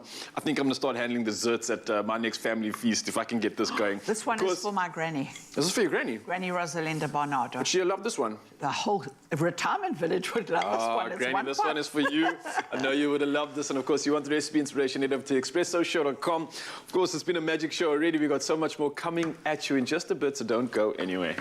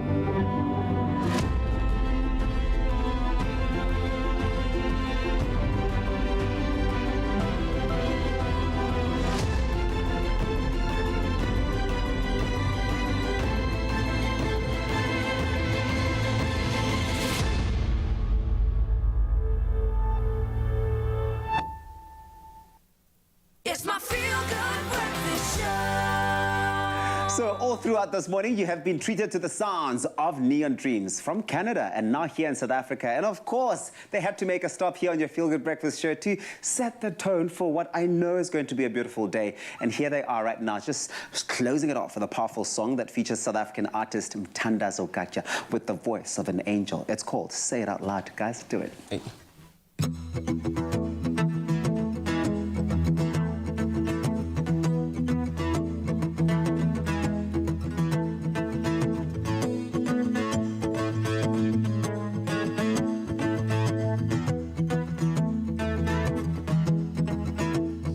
Is there somewhere else you want to be?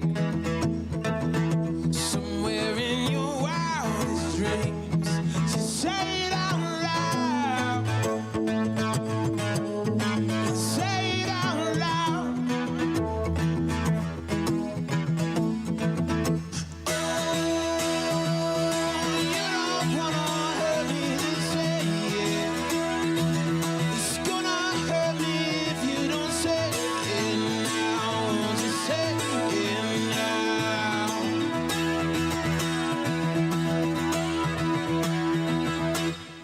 I wanna see you come up, next level, go higher than Nirvana, yeah. Seeing new colors, even if it's not with me around. You won't let me down. Just say it out loud. Hey, yeah. You don't wanna hurt me, just say it. It's gonna hurt me if you don't say it now. Won't you say it now? Won't you say it now? Won't you say it now? Oh, we already going through changes. It's gonna hurt me if you don't say it now. Won't you say it? Say it out loud. Yeah! Woo! One thing about you guys is that you will do it, but you will also do it with passion. My word, guys, thank you so much. It's been such a treat having you guys here. When are you coming back to South Africa again? Very soon. Yeah, because this is the moment where at a live show, people would be going, we want more, we want more. You always do leave us wanting more. Thank you very much for stopping by. Thank you so much for having us. What's next? We're touring Europe, actually. We're headed to Europe after doing 4 dates here in South Africa. Yeah. And we're going right to Europe. Yeah, I'll be your water boy. Yeah. If you want one of the stops. Yeah, This give has me a been bag. so fantastic. Yeah, Let us know what you thought of it. And I see all of the love that's coming through on social media with the hashtag Expresso Show. Yes, we do want them to stay, but of course, they've got the world to go and entertain. What did you think of that performance? Expresso Morning Show, SABC3. Thanks, guys. Thank you. Oh, man, in unison. The three-way fist bump. Absolutely love it. We love Neon Dreams. We love the fact that they are so invested in this country. And we love the fact that they have so many fans there who keep pulling them back. So hopefully this won't be the last time we see them. Hopefully the last time we Hopefully the last time. Wait, what? I was going to say that at we least, see you yeah, not 6 in years, but person. if it's the last time, then it's been great. Yeah, no, it's been amazing. What is next for you in your day? What do you do after this? I have a voiceover next, and then I have an entrepreneurial program where we're training young entrepreneurs and sharing and imparting skills. And then I have a wardrobe call for a commercial for a new brand campaign. So God is so it's a chill day, really. Then you're going to go train. It's really relaxed. I mean, I could probably fit in yoga. And she's going to make 5 videos as well. Such a pleasure hosting you. You are an amazing individual. Thank you so much for joining us. We love you guys so much. We'll see you tomorrow. Adios. Ciao. See you on TikTok. You're going. Nothing beats being free for breakfast with the team or having family brunches for life as it used to be. Made with love by Clover. Another Feel Good production.